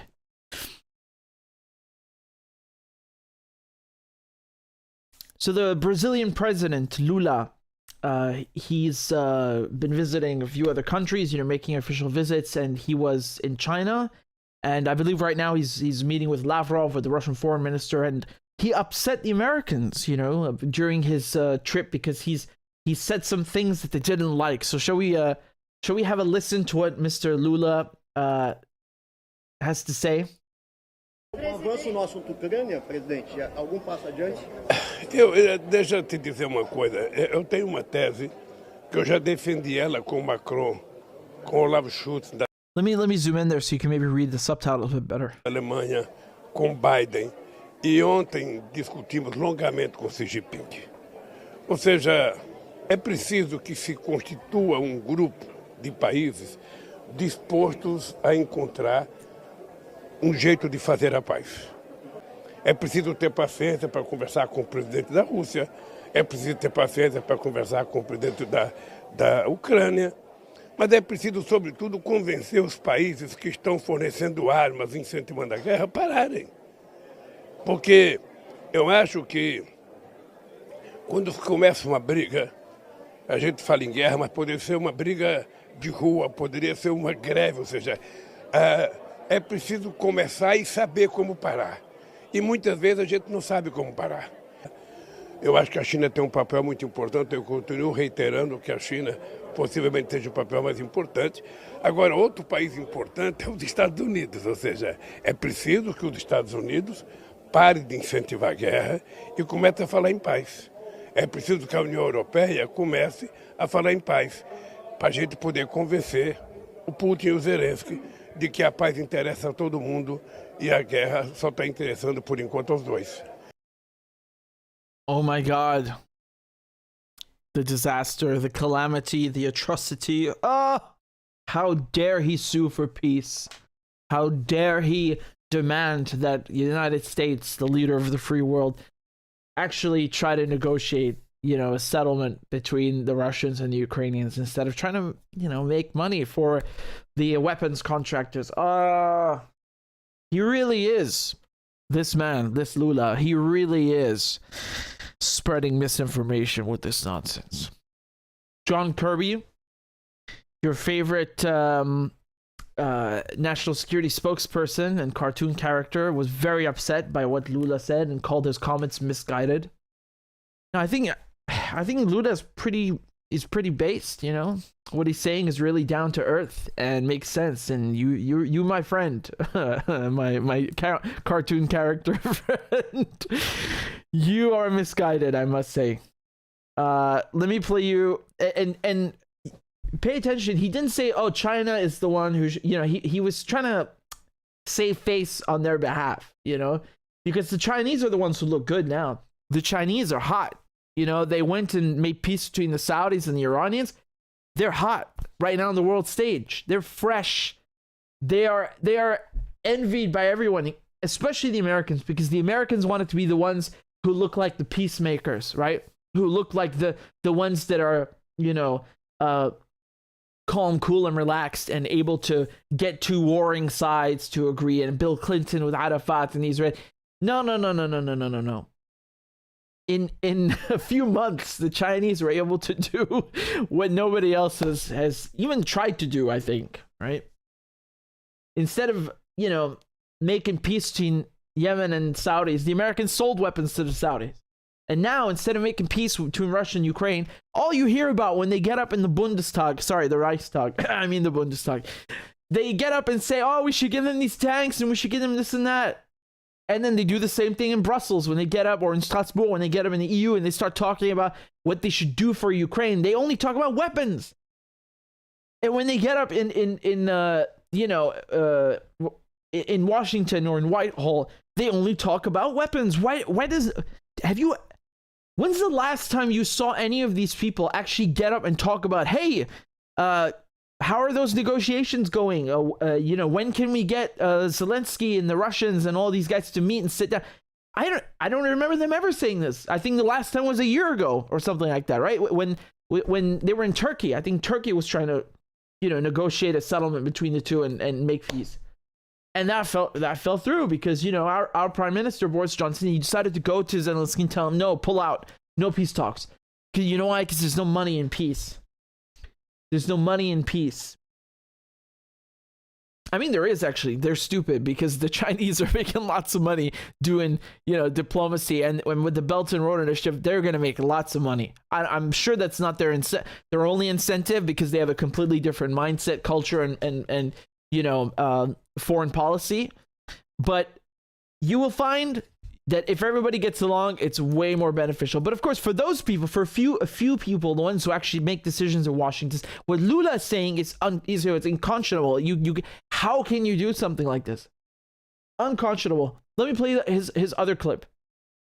Há 50 anos atrás, ninguém acreditava que a China pudesse chegar em 2023 com a potência que a China é. A China é uma potência em quase todas as áreas da atividade econômica. A China é uma potência hoje em ciência, em tecnologia, em produção. E eu acho que engenharia... And here's the part where you have some bootlicker jumping in and say, oh, but the Chinese stole all the technology from us. Oh, we're such victims. All we did was use their people for cheap labor. Oh, really? They stole the technology? How come you have no bullet trains in America? Where are your bullet trains? Where are your railways? What is this, Civil War era bullshit? What about England? Jesus Christ. You're better off renting a private helicopter with these trains. Where's all this amazing technology then? Does it get shared with us? Does it get shared with the public? Nah. You can pay for wars though. They'll take your money for that. Eu acho que isso é importante para o mundo, porque o mundo não tem só um lado. A gente não tem que ficar olhando só uma voz ou olhando um país. Agora a China aparece no cenário mundial não falando de guerra, mas falando de... Thank you.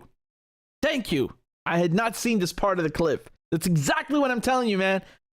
What did I say about what he's saying too? What did I say? What did he say? See? Desenvolvimento. Falando de investimento em educação. Yes. Formando engenheiros, formando bioquímicos, formando médicos, formando engenharia espacial. Sabe, competindo, sabe, com aqueles que eram campeões. Sabe, isso é muito importante, isso é saudável para o mundo. É muito saudável. Eu quero te dizer que eu fico satisfeito e prazeroso que a China faça investimento na África e investimento na América Latina. Yeah, and Iran and Syria. And he, you know, again, you're going to have these bootlickers and these, you know, these... whatever you want to call them, because there are lots of names, and I'm trying my best not to swear, but you're gonna have people jumping in and saying, "Oh, the Chinese are ripping off the Africans." Like, you remember that clip of the Namibian ambassador putting this, the Namibian president putting this German diplomat in his place? It's like he said, "We don't need you to feel sorry for us." Because they talk about the Africans like they're children, like they don't know how to make their own decisions. They're being taken advantage of and ripped off by these like Chinese villains, you know, these cartoon villains. No, man. Europe, Portugal, okay? I know he's speaking Portuguese, so I went to Portugal for, you know, Portugal, Spain, you know, the Dutch, the British, the French, the Americans. Those countries ripped off Africa and, you know, enslaved Africa and took Africa's resources and are still taking those resources. That is ripping off someone. Like ripping off someone to the point that you've stolen so much that even if you wanted to give it back, you couldn't. That's what Europe has done. And then, you know, we have that fucking nerve to accuse China of ripping off the Africans. I mean, you really gotta be some illiterate moron or dishonest as they come to say that. Really, that's something.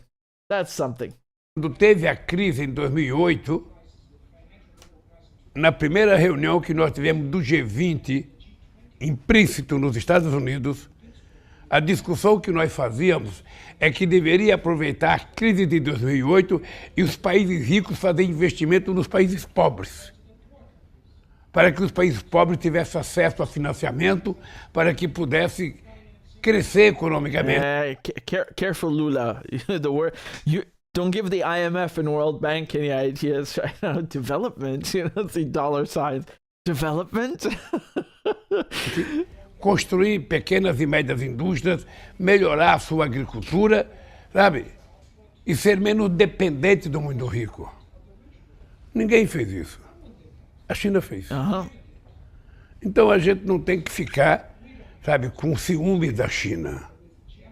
Sabe, a gente tem que acreditar, sabe, que outros países deveriam fazer o que a China está fazendo. Outros países. Sabe? Porque assim o mundo fica melhor. O mundo fica melhor. Então eu acho que os chineses hoje representam certo equilíbrio no debate econômico mundial, no avanço científico mundial, sabe? Então isso é importante para o mundo. O que o Brasil quer propor à China é que nós precisamos construir centenas de coisas novas, que passa por rodovia, que passa por ferrovia, que passa por portos, aeroportos, que passa por novas indústrias, que passa por empresas de químicas, que passa por investimentos novos, sobretudo na formação educacional do nosso povo.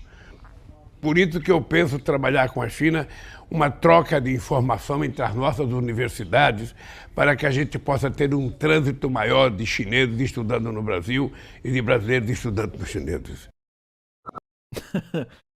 Yeah. You know, meanwhile, if you're a student from like, you know, Jordan or not Jordan, let's say Syria or like Iraq or something, you get detained at the border in the United States, you know, as if you're a terrorist. And then, oh man, I mean, look, I'm not, from what Brazil represents on the world stage as a BRICS country, right? Because remember, Brazil, he's of course Lula is going to speak that way about China because he was a founding, you know, not just Brazil, a founding member, but Lula at the helm of it when BRICS was created, right? So, you know, this is something that he was involved in from the beginning. But I think a lot of what he says, well, I know that a lot of what he's saying is he's you know, he means it, and it's true because when he says China offers a balancing power, it does, and I told you this a few weeks ago when the peace deal was made, because you know the European model has well, it's not very friendly, you know, it's like mafia. Now the Chinese, you know, instead of sending their army into some African country or some Arab country or whatever, you know, or Pakistan or whatever, and just stealing the resources, they work out a deal, right? See, how can I help you and you help me, right? But like they actually mean it. It's not extortion. It's not ripping somebody off. It's not, you know, burying them in mountains of debt like the IMF or something, and then, you know, trying to extract you know, gains from that. No. This is like a real deal. If I build you these bridges and then maybe in the future you find these resources, will you give me a tiny % of that? Fine. You know, and they go and the whole Belt and Road Initiative, this new Silk Road. You remember? Let me explain something. The Silk Road is an actual thing that existed, you know, in ancient times. It was an actual trade route, right? So it goes from China. It starts in China, goes all the way into the, you know, through Asia to the Middle East, you know, through Syria, and then you know, to Europe. So this is something that actually existed before there was any United States, right? Before Europe was, you know, I mean, when Europe was a bunch of forests.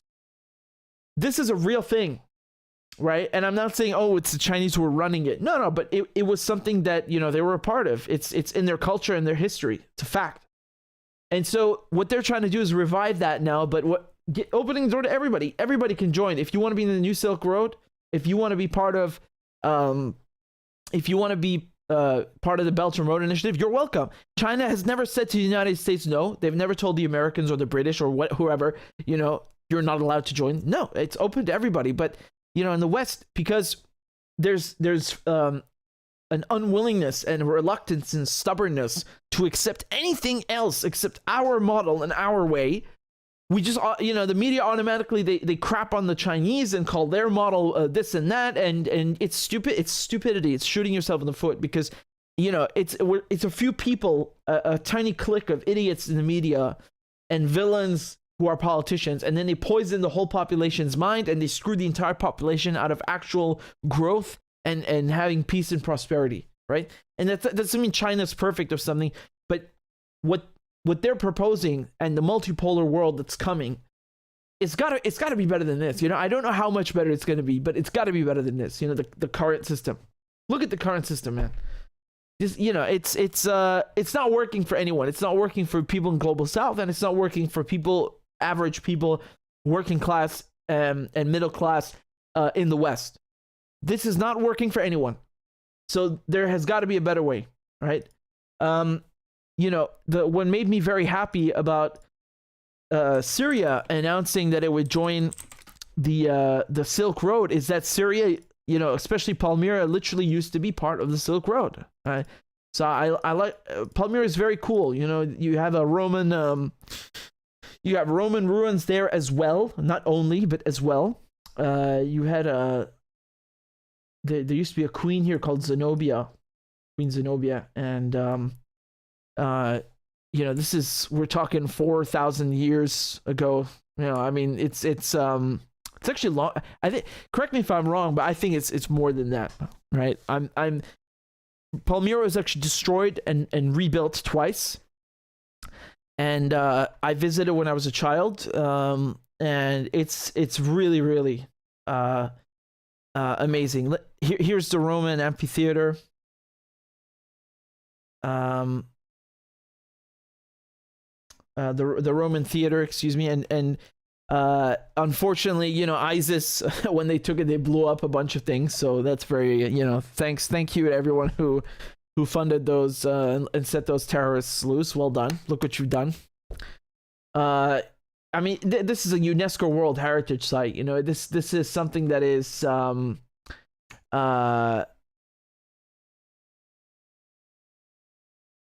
that's the gate that was blown up by ISIS. It's kind of like the defining. This photo here, this arch is the defining, ruin of Palmyra. When you see that, it's Palmyra, and unfortunately, that's exactly what they blew up, which is very upsetting. And just to show you the old Silk Road, like the Silk Road, the original one, which goes all the way from Shanghai, and then it goes, as I said, through Syria. Hold on, I'm trying to pull up this map for you. This one's too short. It doesn't show you. Hold on. Yeah, so all the way to Italy, to Venice, right? So from Shanghai to Venice, more or less. Why can't I find a decent map? This one's too short. This one is too. Hold on. Yeah. Okay. Here's a good one. That's okay. So, yeah, you can see here. Starts in China, goes all the way through Central Asia to West or West Asia, if you will. Iran, Syria, Palmyra's here in the middle, and then it goes up to Aleppo, and then through what is now Turkey, and then you can see here all the way to Italy. And this is, like I said, this is something that has existed since ancient times, and the Chinese are trying to revive this with land and maritime routes. So not just by land, but actually by sea. And you have like over 100 countries that have signed up to this. The most recent were Cuba, Syria, and Iran. Look at the model that's being offered here, and compare that to what, unfortunately, because of a few, a tiny corrupt percentile of angry and bitter and evil people who run, British and American politics. There's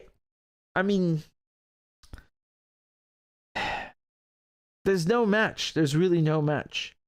And no wonder they're so upset at Lula, right? No wonder they're so upset at Lula, because Lula is not perfect, and neither is this multipolar world. But when your model is dying out and your empire is dying out, you tend to throw tantrums and kick violently. And my fear, and I know we're branching out here a little from what Lula was saying, but when you look at the trend with Ukraine and Russia, I have a fear that the United States is going to use Taiwan to draw China into a conflict. They changed their wording on the State Department website. Okay, that's not enough. My list is not done. But they changed their wording of the one China policy. They started sending Nancy Pelosi and then I think Kevin McCarthy. So correct me if I'm wrong. I don't know if Kevin McCarthy went. I think he went recently, but Nancy Pelosi for sure, when she was Speaker of the House, which is very significant.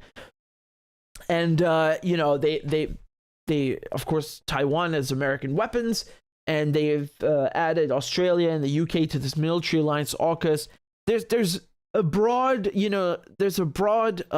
strategy here, and that American general who was recently saying, we're going to be at war with China in 2 years. I mean, you can see the attitude, right, of actual, actions, real action on the ground. Transferring nuclear-powered submarines to Australia, poisoning Australia against China. So I don't know if you guys know this, I've tried to explain this to you before, but in Australia, which again, Australia and China, I think China is their largest trading partner, and they've turned Australian politicians against China to hate the country, right? Like it's incredible. It's incredible. Like they've really, really poisoned them against them. They need to do this. You know why? Because when the war comes, they're going to need their unsinkable aircraft carrier, which is Australia, right?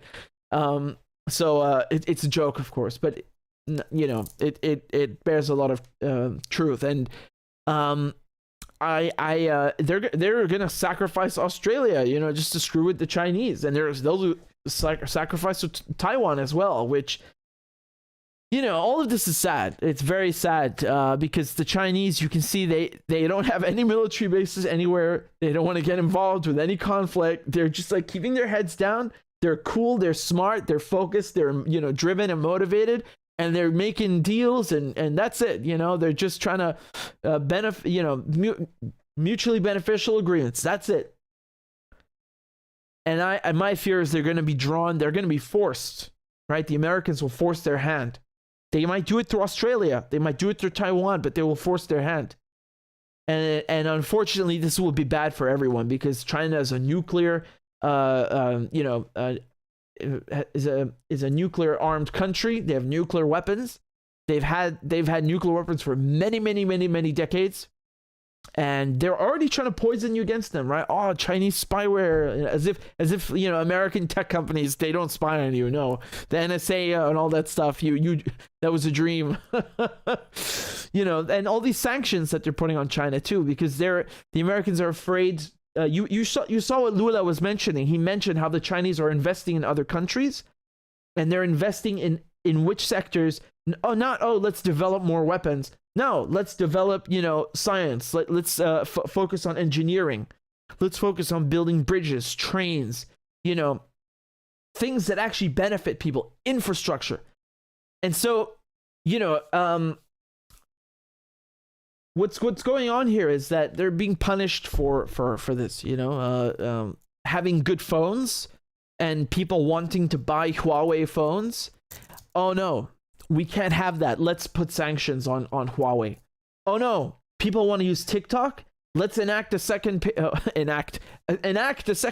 Act, and let's call TikTok dangerous, but we still want to buy it. Remember, Trump is like basically saying, "I'll ban TikTok unless you sell it to an American company, in which case it's fine." Yeah, right. Hand over the #1 app on the on the App Store. Very funny, like blackmail, And they kidnapped, dude. They extradited the Canadians. They arrested and were going to extradite one of the top brass at Huawei. I forget her name. I can't forget if she was CTO, not the CEO, maybe the CFO or CTO. And then the Chinese were basically they forced their hand, and I think it's terrible and it's not nice. But the Americans are opening the door to this, and the Chinese, they ended up putting 2 Canadians on death row. And only then the Canadians let her go. She works at a tech company, but she's so valuable. Huawei is so valuable that they're kidnapping her and giving her over to the Americans, because the Americans wanted to extradite her. And then China backed down when the Canadians let her go. So this is another theme that worries me, because I've talked about this with David Mendoza here on the show, that when the Americans start kidnapping people and, using their State Department and Department of Justice to expand U.S. laws to other countries, like the Assange case or like Mendoza's case, then other countries are going to look at this and they're going to respond in kind. And so then you have the Russians, for example, giving these big sentences because they want to get their prisoners back from the Americans, So I'm talking about Viktor Bout. I'm talking about Yushchenko. In those cases, for example, that this is what happens because of the Americans' behavior. They open Pandora's box, and then everybody starts acting crazy just to keep up and defend themselves. This is very bad. This is very, very bad. And with the Huawei woman, you know, she was I forget if she was very high up in Huawei, and they wanted to extradite her to the United States. They basically forced the Chinese to put a Canadian on death row. This is insane. I mean, I don't think those two things are equal, but you know, it was basically enough to wake the Canadians up and realize, like, this is wrong, and suddenly magically they let her go. She didn't do anything, right? It's just the Americans wanted her, so they thought, oh, we'll grab her and deliver her next door. Really sick stuff. And I know we went off on a few tangents here, but I still think it was let me get you her name again. Meng Wanzhou. Right, Wang Wanzhou. So she was the CFO. I knew it was either CTO or CFO. She was the chief financial officer of Huawei. That's her. Yeah. I'll show you her picture very quickly. And this is an example that Mendoza had brought up, and very, very, very good and compelling example. That's her. So the Canadians basically, arrested her because the Americans wanted her, and they were going to extradite her. And then, like I said, Meng Wanzhou, the chief financial officer at Huawei. So why did I talk about this in Huawei? Because Huawei is an example of how the Chinese are being punished for being good. Like having good phones. Oh, we're going to accuse them of spyware. We're going to sanction their stuff. We're going to kidnap their staff. This is insane. Can you imagine the CFO of Apple being kidnapped next door to China because the Chinese want them? This is wild. This is insane. Can you imagine Tim Cook being arrested and because the Chinese want him like over? This is wild. People their heads would explode on every channel. MSNBC, Fox. It's unconscionable. How can you do this? But apparently it's okay when we do it. I don't think most people even know this happened because they bury their heads in the sand, So just going back to Palmyra, not only did the ISIS destroy this, and remember this is an original part of the Silk Road, but there's a museum there, and I remember this museum very distinctly. And unfortunately, they trashed the museum and they executed the head of the museum, the director, because he had hidden the most precious artifacts. He'd hidden them away, and when he refused to give them over, they killed him and hung him, or hanged him, excuse me. And it's really, really disgusting behavior. But you ask yourself, where did these guys come from? Who gave them these weapons? You know the answer: Turkey, Israel, Saudi Arabia, the United States, the same gang, right? So very disappointing. But I think the new Silk Road and that future is going to be very bright, and Lula is obviously not perfect, and no one is saying that at all. It's irrelevant. But what he's saying here about China, he's right. And like I told you, the Saudis are even waking up and saying, oh, we need to switch. We need to maybe cut our losses with Yemen, pull out of that, make peace with everybody, with Iran, with Syria, with Yemen, and let's look eastward. Because this is what the war in Ukraine has triggered, The things that are happening now are crazy.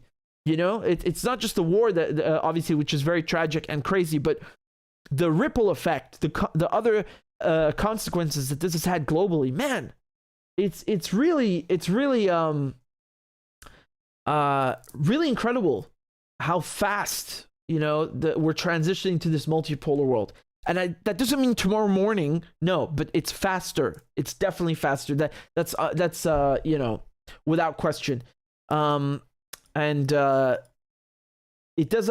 I really want you to understand. This doesn't mean the Chinese are going to be controlling something or running something. That's not the point of this. The point of this is, if you look at the ancient Silk Road, is that everybody benefits. It's a worldwide thing, right?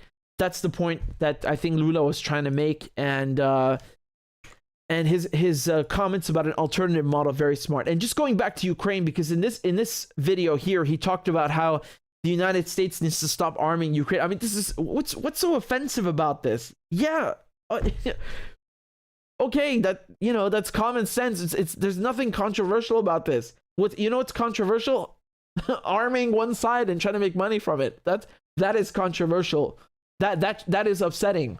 And that is what America and Britain are doing. BAE Systems, you know, Raytheon. That's what they're doing. These British companies and American companies are making a killing, literally making a killing. You even got some Israeli guy in Canada building Jeeps. Huh. Yeah, he's making money, isn't he? Because the Canadian government buy them and then give them for free, quote unquote, as aid to the Ukrainians. Tons and tons of weapons manufacturers and other contractors are making a killing, literally, off of the war in Ukraine. And, you know, the West need to stop arming the Ukrainians and actually pressure the Russians. If you really want to put pressure on the Russians, you make them sue for peace, man. You put pressure on them for peace. This is not achieving anything. It's been going on for over a year. You know, like, okay, fine. The Russians are wrong and everything they're doing in Ukraine is wrong. Fine. How do you fix that? How do you fix that? Your method doesn't work.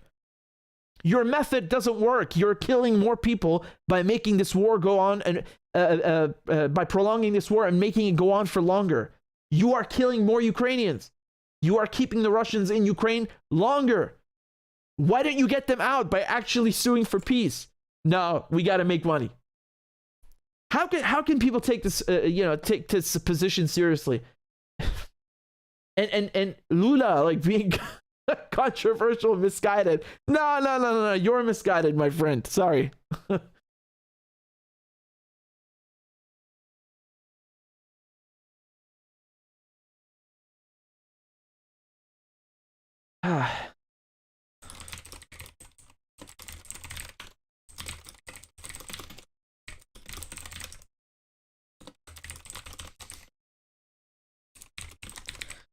Let me show you something else. Speaking of Ukraine, let me show you very quickly. Actually, hold on. Let me read your comments first. Thank you very much for those of you who've donated, and I think we've got a few more people join on Patreon. I'm just waiting to load so I can read your names.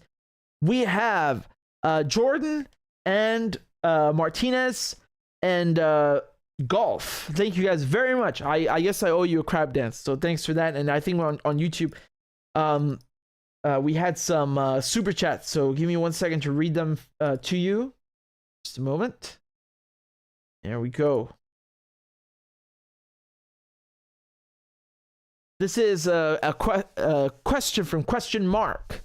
Question Mark says, how can China solve the Taiwan provocation? Because if they do nothing, it develops to another situation like in North and South Korea. Free Assange. Well, again, that's a very good question, and I really don't know the answer. Because on the one hand, it's like, you know, you're dealing with a bully. If you don't react, maybe they'll just like get bored and go away. Other people would argue you stand up to a bully by socking them in the face. So the thing is, this doesn't work with China and the United States because they both have nuclear weapons. So, you know, when you sock, when when one of them socks the other, it could you know be the end of the world. And I'm laughing about it, but it's really not that funny. You know, we could get screwed. So, you know, I let's hope that cooler heads prevail. And it doesn't even make sense, man, because they're gonna push this line that China's invading Taiwan or something. You know, it's literally China. So what? China invaded China? The United States' own position is that this is China. They have a one China policy. So it's astonishing to me that people eat this up. Tish, thank you for the donation. Tish says, so glad to be home and watching Listing Live. Thank you, Richard. Thank you, Tish. And I'm very happy that you are here and watching live as well. Thank you, Nuno, for the super chat. And thank you to Nico for your super chats, plural. You guys are very kind. And if any of you would like to support the show, I will put up the QR codes on the screen. These are basically, I mean, you just open the camera app on your phone. You scan the QR code if you want to, you know, pay on Venmo or CashApp or PayPal, whatever you want, and you can send in a donation or a tip, or you know, with a question or a comment, whatever you like, and I'd be most grateful. And thank you very much. I appreciate that a lot. Let me show you the next. Let me show you something else. Okay, let's look here. So right here.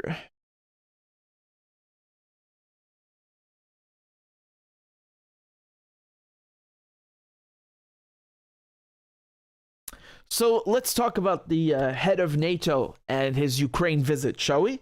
This is from Reuters. They say Ukrainian President Zelensky told visiting NATO chief Jens Stoltenberg on Thursday that it was time for the military alliance to offer his country membership and that Kiev needed more weapons to fight Russia.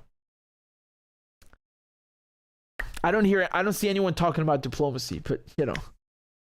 The NATO Secretary General's visit was likely to irk the Kremlin, which said earlier on Thursday that one of the main goals of its special military operation in Ukraine was to prevent it joining what Moscow regards as a hostile bloc.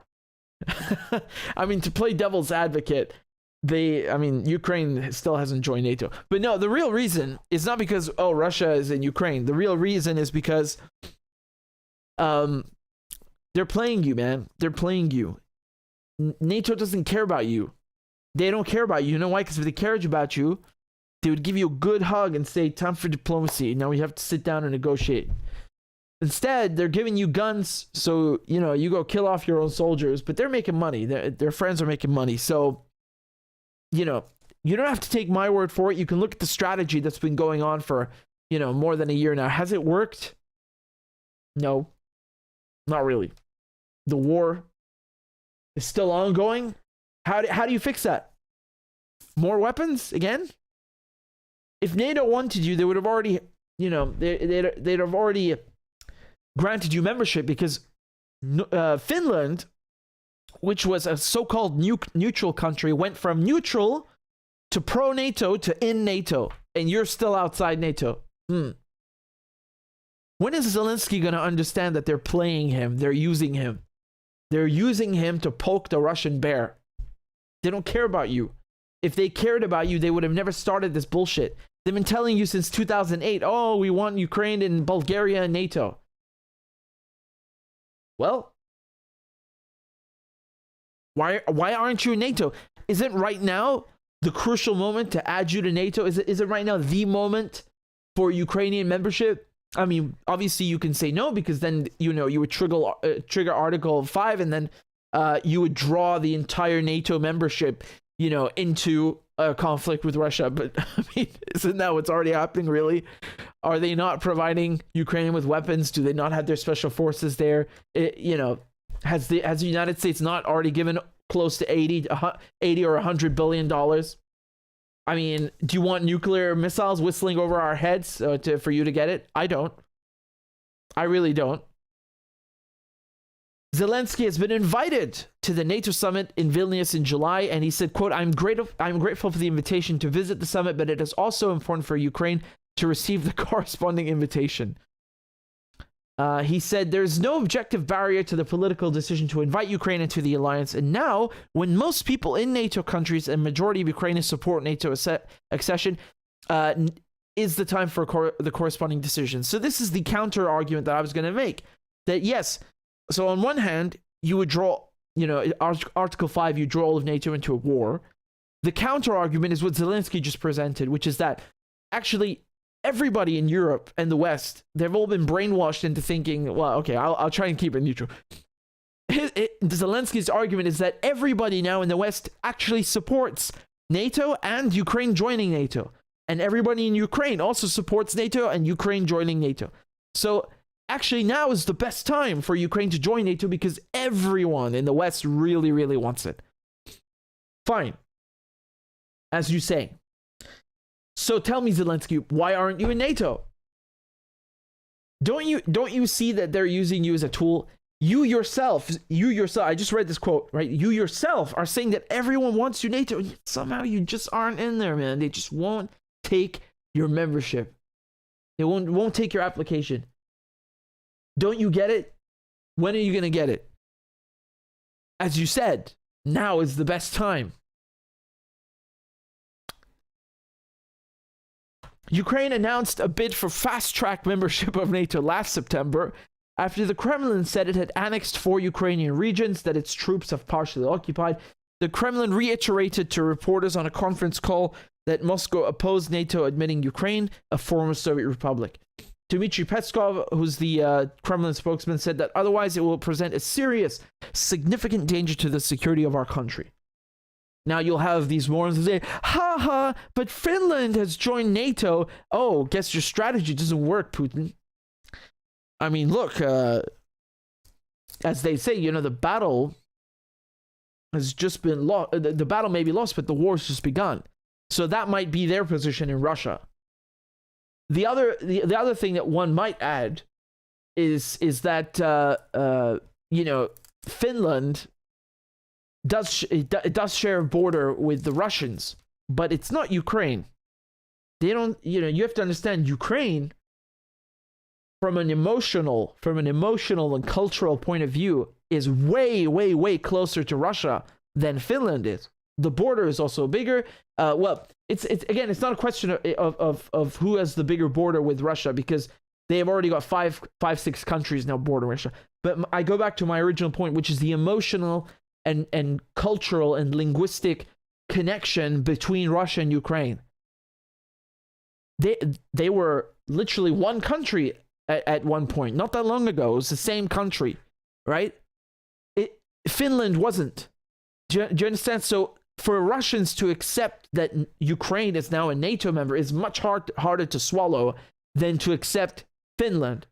Now, from a security point of view, you could once again argue that, you know, that both there are pros and cons. Or well, I don't see many pros, but you could argue which is the lesser evil from their point of view, from the Russian point of view, right? Some of them might think that Ukraine being in NATO in terms of security presents a greater risk. Others might say it's Finland. I think, I mean, me personally, my opinion is that this is just provocation.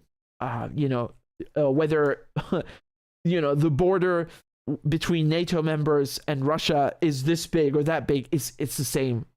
It's the same thing. If you start coming to my house, my country, my castle, you know, and outside my moat, you've got, you know, you're sending knights and cavalry to stare at me from across the moat or across the field, I'm going to feel provoked, and I'm going to do some shit about that. This is, you know, this is no different from how the Americans would act. And you know that for a fact. Just look at the Cuban Missile Crisis. It's a fact. Look at how they lost it. They lost it when the Soviets put nuclear missiles in Cuba. And hey, the Soviets did this after the Americans put nuclear missiles in Turkey, the Jupiter missiles.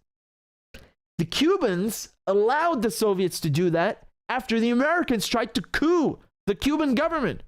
So the Cubans and the Soviets had every right to do that from their point of view. And if we're looking at who started it, the Americans did. The Americans attacked Cuba. The Americans threatened Soviet Union. The Cuban Missile Crisis was a response to American aggression. A response. It wasn't an escalation or instigation. Escalation, yes, you could argue it was. But it wasn't, you know, the Soviets starting or something, or the Cubans starting something. No. Now, was that the wise thing to do? I don't know. It also almost destroyed the planet, so maybe not. But you understand how when the Americans realized there are nuclear missiles, you know, near their borders, they lost it.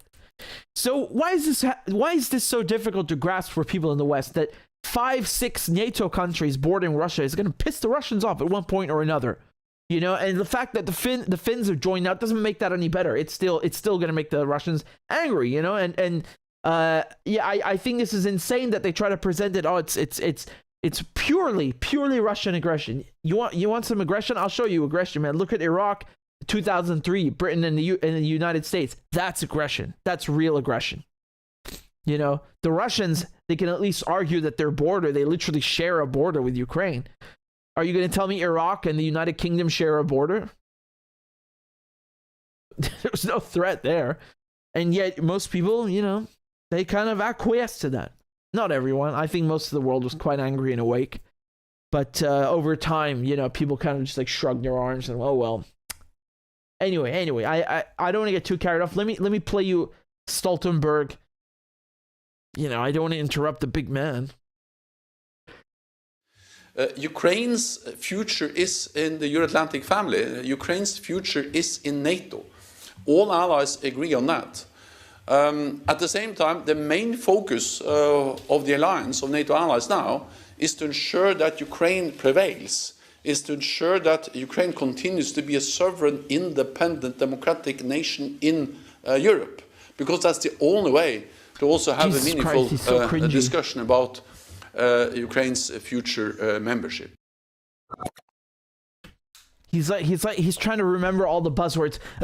Democratic, free, Western. Yes. We just stop it, man. You know, a few years ago, you were all calling Ukraine the most corrupt country in Europe or the world. I forget which, and it really doesn't change my point. You know, you were all saying there are Nazis in Ukraine, and on top of that, it's the most corrupt country hey. Now all of a sudden it's a bastion of European values, whatever that means. Are you telling me it's a bastion of colonialism? What does that mean, European values? Because there aren't. I mean, look, I'm being cheeky, but you know, Western values. If you look at the foreign policy, I think it's better you didn't say those words, right? But they have all the buzzwords, democratic and free, and you know that's how it needs to be. Yes. Here's a map.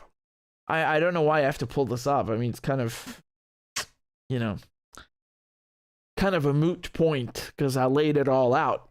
But, you know, you tell me who's threatening who. In red, the Russian-led CSTO, which is, I mean, it's kind of calling it a successor to the Warsaw Pact is being very generous, you know, very generous. Then you have countries in purple. So in purple, countries seeking NATO membership, countries in light blue in the process of accession, and then dark blue is NATO member countries. I mean, just look how many. Just look how many border the Russians. Does this mean that they should be in Ukraine? It's not about, you know, giving them permission or not. The problem is that the Russians they're a power, and you know and on top of that they have nuclear weapons. So you know it's whatever you do, it's like walking in a minefield, you know. And the problem is that the people who are running Western foreign policy, you know, they've put the blindfold on and they're just happily running there, and they don't care what happens to who. They don't care that they're hurting Ukraine. They don't care that they're hurting Europe. They don't care that they're hurting the United States. You know, everybody's purchasing power has gone down. Inflation is up. They're just crapping all over everything because for them it makes sense. You know, for them it makes sense to provoke the Russians because that's actually what they want, right? They want to make money. And anyone who's looking at this map and telling me that this is about security and it's about, you know, it's about Europe acting as one and the West being together and cuddling and, you know, they're having a group session, please stick that where the sun don't shine, because I am not tolerating this dribble. Over here, we're dealing with geopolitics, we're dealing with international relations. This doesn't work like that. Your buzzwords, Mr. Stoltenberg, don't mean anything. So you can keep yelling all day about, Ukraine has to be this and that. But at the end of the day, you're the one destroying Ukraine because you forced the Russians' hand. That doesn't mean you have to like the Russians or care for the Russians. We're talking about A and B. You got two powers here, NATO and Russia. And one it keeps provoking the other, and now that one's retaliating. And this is bad for everybody. So why don't we take a step back and do some diplomacy for a change? Have you tried that, Mr. Stoltenberg? Because it's like nobody learns a lesson. Nobody even thinks like, how can we actually fix the situation? Like actually solve it. He's going to Kiev and dangling NATO membership and insulting the Ukrainians to their faces. And Zelensky's like, oh yes, please. Dude, they're using you. If they wanted to put you in NATO, they already would have. How come Finland went from neutral to pro-NATO to inside NATO faster, in the span of a few months? And Ukraine has been here begging for years, let us inside of NATO. And right now, Ukraine needs that. Ukraine needs NATO support and NATO membership. And they still won't give it to you. When are you going to get that they're using you, man? They're playing you to screw with the Russians, because it's always been about screwing the Russians. But actually, it's screw everybody in the whole planet, Maybe we'll have World War III, who knows, Is that a gamble? Is that a reasonable gamble? Who takes this gamble? This is madness. This is not something you gamble with. Like I said, man, if they were going to get Ukraine inside of NATO, they would have already done it. If they were going to give Ukraine EU membership, they would have already done it. They're never going to do it. It's definitely not for the foreseeable future because they're using Ukraine to screw with the Russians. That's all they care about. And this guy is really insulting people. How the hell is Finland in NATO, but Ukraine isn't? After all the shitstorm cooked up now about Ukraine, and Ukraine's still, man. They're never gonna give it to you. I almost feel bad, man, for Zelensky. I almost feel bad for this guy. He's being taken for such a ride. The problem is that he's not the one who's really suffering from it, is he? You know, he's protected. The Russians will not dare to touch him because they're not psychotic. I mean that. They wouldn't dream of killing this guy. The problem is that the 7-8 million Ukrainian refugees, they're the ones getting screwed, you know? And all the other people that are in the war, fighting it or being shelled and all this stuff. But, why should they have to suffer for some fake membership that you are never going to get? That this idiot here is dangling in front of you. What? Is it worth it? Absolutely not. I mean, let's be real, though. The Russians think it's serious enough to start their quote-unquote special military operation. I mean, if we're going to say start a war, the war started in 2014 and now it just escalated. So, it started almost 10 years ago. But they definitely forced the Russians' hand. And the thing is, if you're going to give them all of these weapons to Ukraine, because right here they're saying that Washington announced $325 million in new military aid on Wednesday. This is additional, right? Including ammunition for the HIMARS and advanced missiles and anti-tank mines. And Denmark and the Netherlands announced they would jointly donate 14 Leopard 2 tanks. So there's all these new weapons and fresh money coming in. You've already given 80 billion. Close to 80 billion. Has that helped?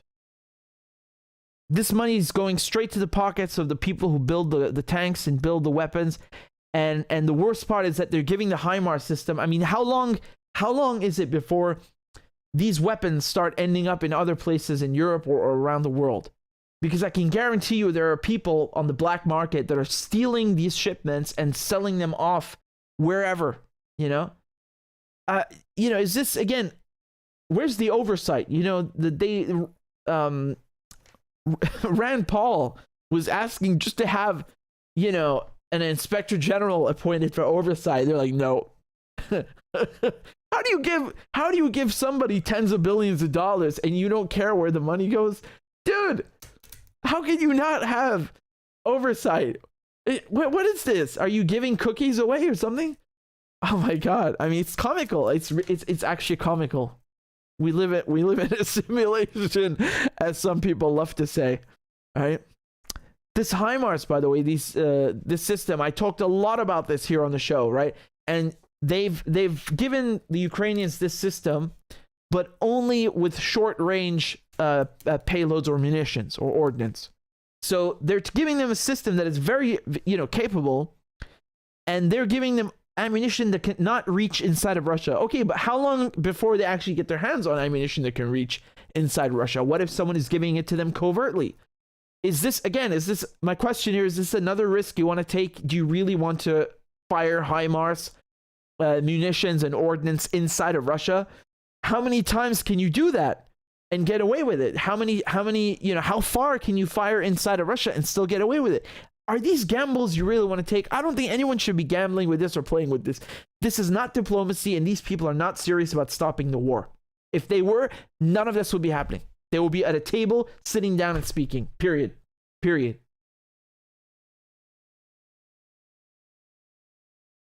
This is crazy. Man, this crazy world. I swear to God, crazy world. Crazy. I used to think, and I must have been naive as hell, and I know politics.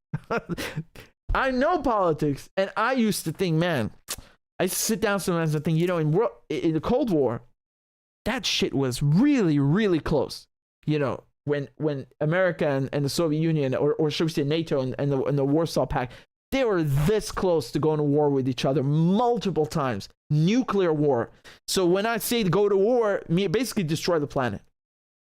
And to think that now is even closer than that, my brain cannot. I cannot comprehend this. I refuse to comprehend it because I don't want to believe it.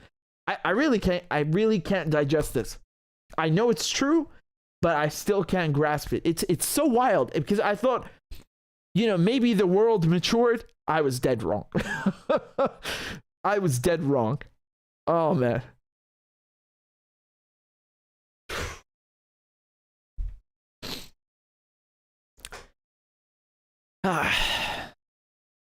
Well. Thank you guys for all your kind donations. I'm checking if there's any new ones or whatever. And Ron Burgundy says, do you see any NATO members leaving NATO? That's a good question. No. Maybe in the future, yeah, but not now. I don't think so. I really don't think so. I just don't. To be frank, Nick says, how can I and other parts of the unwilling coalition, that's a good one, get the U.S. government to back down? Is there anything we can do? Man, honestly, it's not just the U.S. government. Remember, I'm saying it's the U.K. as well. I told you it was Boris Johnson who went down to visit Zelensky. Yeah, I mean, maybe someone in in Washington sent him. It's the same gang. The response to your question, I would say, is anti-war marches, anti-NATO marches. And, people think that anti-NATO means you hate America or you hate Britain or something. That's ridiculous. Why would you equate NATO with that? Like, that's shameful. That's shameful, that you would give away these entire countries to be claimed by this loser that I just showed you, Stoltenberg. No, man, no. NATO does not get to represent. I mean, it's kind of funny I'm saying this because it assumes that Britain and America are like these squeaky clean countries that have no bloody histories. I mean, maybe NATO look like choir boys compared to the past centuries, but you get what I'm saying.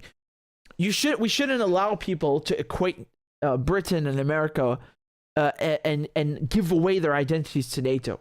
Now, obviously, when we're speaking here about politics and we say NATO and we mean American, it's because America's running the show, but it doesn't mean that the people in those countries and everything these countries have to offer, from their infrastructure to their people to their language to their culture to their everything, is awarded and given away to NATO for NATO to claim and own. That's what's wrong. You need to make people understand that if you are a quote unquote patriot, you would be outside of NATO because NATO is endangering the security of the country. That and this is a fact.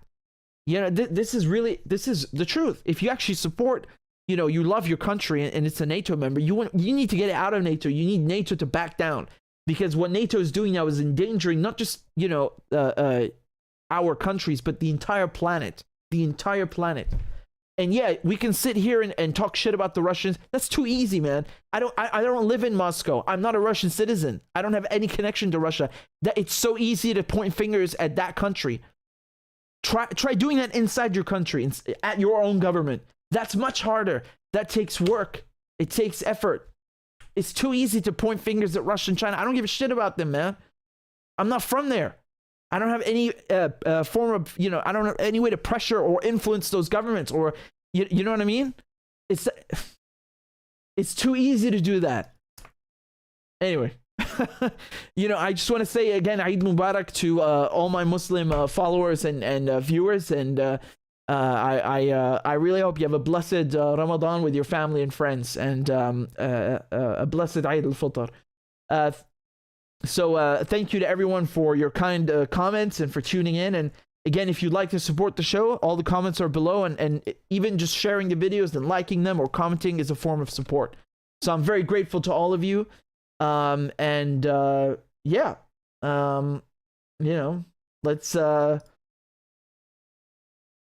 Yeah, I forgot what I was gonna say. Anyway, guys, thank you so much. I really appreciate you and all of you tuning in. Can I ask you, where did you guys how did you know I was streaming? Did you get a YouTube? Let me do a poll. Did you get a YouTube notification, or was it on Substack, or basically the email list, or was it inside the YouTube app? Let me do a poll here and ask you guys. Give me a sec. Oh, that's cool. We have a Q&A thing, a Q&A function. Do you guys want me to do Q&As? I used to do them, but I kind of, I got too busy with work, which, I mean, it is work, but I'll do more of them, okay? That'll be really cool. So we'll do one soon, okay? In the next couple of days, inshallah. So give me a second here.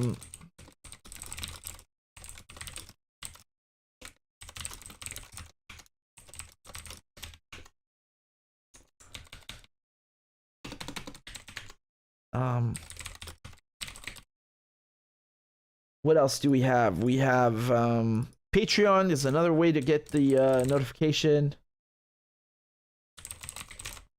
Okay, there we go. I've sent the poll your way. MK, thank you very much for your generous donation. MK said, let's be honest, Britain started World War I, and United States in coalition with Britain funded and engineered World War II. No, that was the French. Okay.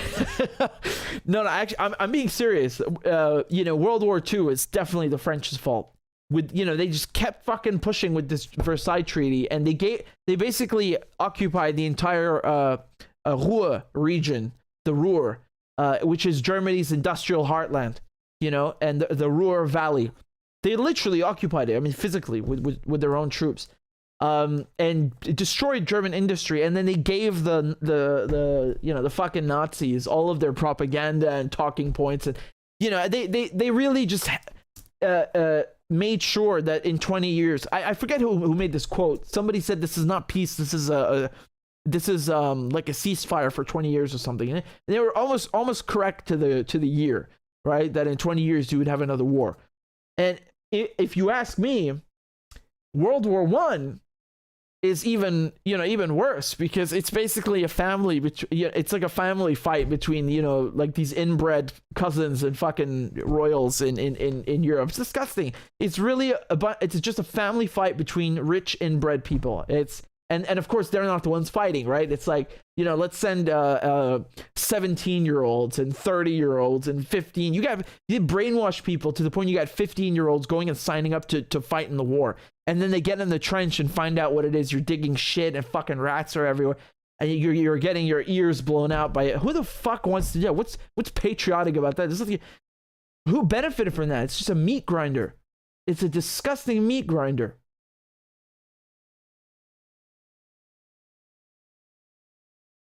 You had like 10, literally, like in the Somme, 10,000 men dying every day. Who benefited from that? Well, the banks and the arms manufacturers definitely benefited from that. That answers your question. Or my question. Ah, man. Well, I see, MK, you know about the Bush family's history with the Nazis. Yeah. I mean, the royal family, what's his name? Edward? I think he was received by Hitler with his American wife. I mean, Edward and his American wife, they were received by Hitler, which is like, I mean, so, just scandalous, right? I mean, the royal family are Germans anyway. They even changed their fucking name in World War One. What's it? Saxe Coburg Gotha or something. They literally, the British royal family changed their name during World War I because of how much people hated Germany, because of the war and the anti-German sentiment. They changed their family name to hide it. Yep. Honestly, Germany, you can have them back, really. You'd save us a lot of money before this bullshit coronation. Who are these people? Like, literally, just take them back. And the Bush family, the Bush family, George Bush, and W. Bush, their grandfather, also involved with the Nazis, like you mentioned. you know, like Ron Burgundy said, all the wars are about money, man. It's very, very, very disgusting. Thank you guys very much for tuning in. Again, to all the Muslims who are celebrating Eid Mubarak and a blessed Eid al-Fitr, and thank you so much everybody for tuning in. We've been going on for about 3 hours here, which is amateurish. I used to do 8, and I still will. You know that. I still haven't done my 24, but we'll do that. We'll do that soon enough. So yeah, thank you guys very much. And just one last thing, Theo in the comments, or Theo is saying that it was also a goal of Great Britain to destroy the German Empire. Oh yeah, the other disgusting part and aspect about World War I is that it was basically, you know, I mean, look, no one is gonna absolve the Austrians and Germans. They're not getting away with that. They definitely started that shit. But the British, there was certainly there was an aspect of, you know, we want to make sure the Germans don't have a bigger empire than us, or that we have no competition. And this is disgusting because you're murdering tens of millions of people, all these young men, sending them to a meat grinder for what? Because you want to have the bigger empire? Like, what is this? Why should you even have an empire? You know, it's whatever way you look at it, whether I just told, like what I just told you about the royal families in Europe or this aspect, it's all disgusting, and it's all, you know, it's inexcusable, right? Anyway, thank you guys very much, and I'm gonna go before I get more angry about this. Thank you all for tuning in. Take care. Ma'asalama. Bye-bye. And thank you for supporting the show. I'll leave all the links below if you'd like. MK says, Richard, you're a good sport. I enjoy watching your show. Well, thank you very much. That makes me happy, and I appreciate your support, MK. Thank you for that. So take care, guys. Bye-bye. And remember, everything is either Germany or France's fault. I'm half joking. Sweden wanted to join NATO. They broke with their decades-long neutral stance. Turkey was one of the only countries, I think, along with Hungary, that was saying, we're not going to let you in, because you need to have consensus, right? You need all the members in NATO to say, okay, you can join. Their bid has kind of been in limbo because Turkey wanted to, you know, extract several concessions. It was very clear that they really want to join NATO in Sweden, and they were doing everything they could to appease the Turks. And then this moron comes in front of the Turkish embassy and burns the Quran. I understand that in their point of view, this is freedom of expression, and you know, you're in Sweden, you can do whatever you like. But you have to remember that if you're trying to get Turkey support, maybe wait until after you've gotten it. I mean, this is just dumb from a diplomatic level. They're doing everything to appease Turkey, and then because of one idiot, they let this go to waste. The Germans and the Americans have decided that it would be a good idea to send Ukraine tanks. You know, German tanks against the Russian. Man, I'm perplexed by this. You know, what do they think is going to happen? Because even if you can train the Ukrainian crews who are used to Soviet tanks to operate British tanks, and then you got to train them to operate German tanks, and then you got to train them to operate American tanks, and that's if they can even maintain the logistical supply line to work with these tanks, to keep them running. What kind of door are you opening now for the Russians to do? I mean, this is very clearly escalation. While Germany and the US are saying, yeah, we're going to give Ukraine tanks, the doomsday clock has been moved to 90 seconds to midnight. So this is basically, it's a measurement of how close we are to the end of the world, to the apocalypse, to annihilating the planet with nuclear weapons, right? And this is the closest it's ever been to midnight, okay? Midnight representing the end. Ukraine's most senior military commander has said that his forces need about 300 Western tanks. Over the last year, NATO allies in Eastern Europe supplied Ukraine with Soviet-era and Russian-made tanks that have been ground down or destroyed in constant fighting. Soviet-era and Russian-made tanks. Now, Ukraine, having been a Soviet satellite state and part of the Soviet Union, it was part of Russia, you know, all of its military personnel being trained on Russian tanks. What do you think they're going to do with American tanks or German tanks, which they are not trained to operate? The Ukrainians know how to operate Russian tanks. That's all they know how to operate. The Ukrainians only used Soviet stuff, right? Until the last couple of years and until now. You know, this is the first major influx of NATO weapons. And again, NATO has been training Ukrainian forces, but Challenger tanks, this is brand new. If they can't even use the tanks that they're trained to use, what makes you so confident they're going to know how to use a Leopard 2 or an M1A2 or a Challenger 2? Man, people train on those things for fucking months and years. Both of these Home Secretaries, okay, Suella Braverman and Priti Patel, both their parents came to the United Kingdom, and under their own laws as Home Secretary, they themselves would not have been able to come to the UK, to be born in the UK, and to have a life there. So, like, the hypocrisy is so disgusting, you know, like, I got what I wanted, I'm okay, I'm secure, I can live in the UK, I'm the Home Secretary now I'm gonna shut the gates. Now I'm gonna screw people that have literally nothing, that are so desperate they're, you know, risking drowning in the Channel or the Mediterranean Sea. People have to resort to risking drowning. They have to resort to, you know, hiding in trucks or swimming across the Channel, if everyone's ever done that, you know, crossing the Channel because of her policies, because she forces people into doing that, right? So you literally have no choice. You have to be in the UK to begin the application. But what are people supposed to do? Just teleport, you know, for 5 minutes, write down the form and just get out of the UK? This is ridiculous. She's a liar, just like the one, you know, her predecessor, Priti Patel. Why is Germany reluctant to give the Ukrainians tanks? That's a really tough one. I wonder why. Germany has long refused to send its most potent weapons to countries in conflict, a byproduct of its legacy of starting World War II and World War I. That's horse manure, because Germany does send weapons to countries in war. You know, Saudi Arabia is one of them. So to get around this, the trick that they use is they don't sell the tanks and the ordnance directly to Saudi Arabia. They move it to Italy, and then from Italy they sell it to the Saudis. So they basically just insert a middleman, and that's how they get around this very, you know, honorable principle of theirs, which they never abide by. You know, if you go and you look up the Yemen war, I mean, you're going to see weapons from fucking everywhere. You know, the Canadians have been selling weapons and making money. Britain, the US, Australia, everyone. And the Germans are no exception. So I mean, the idea is true, but they fucking send weapons. They goddamn do. They do. Do you see how they move like snakes? Do you see how they move like snakes? They get the media to whisper in your ear, "Oh, don't go on strike. No, don't strike. It'll cripple the economy." Oh.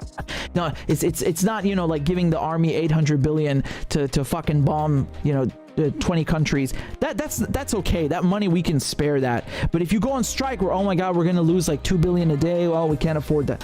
You know the Pentagon has been audited, I think 5 times now, and every single audit was failed.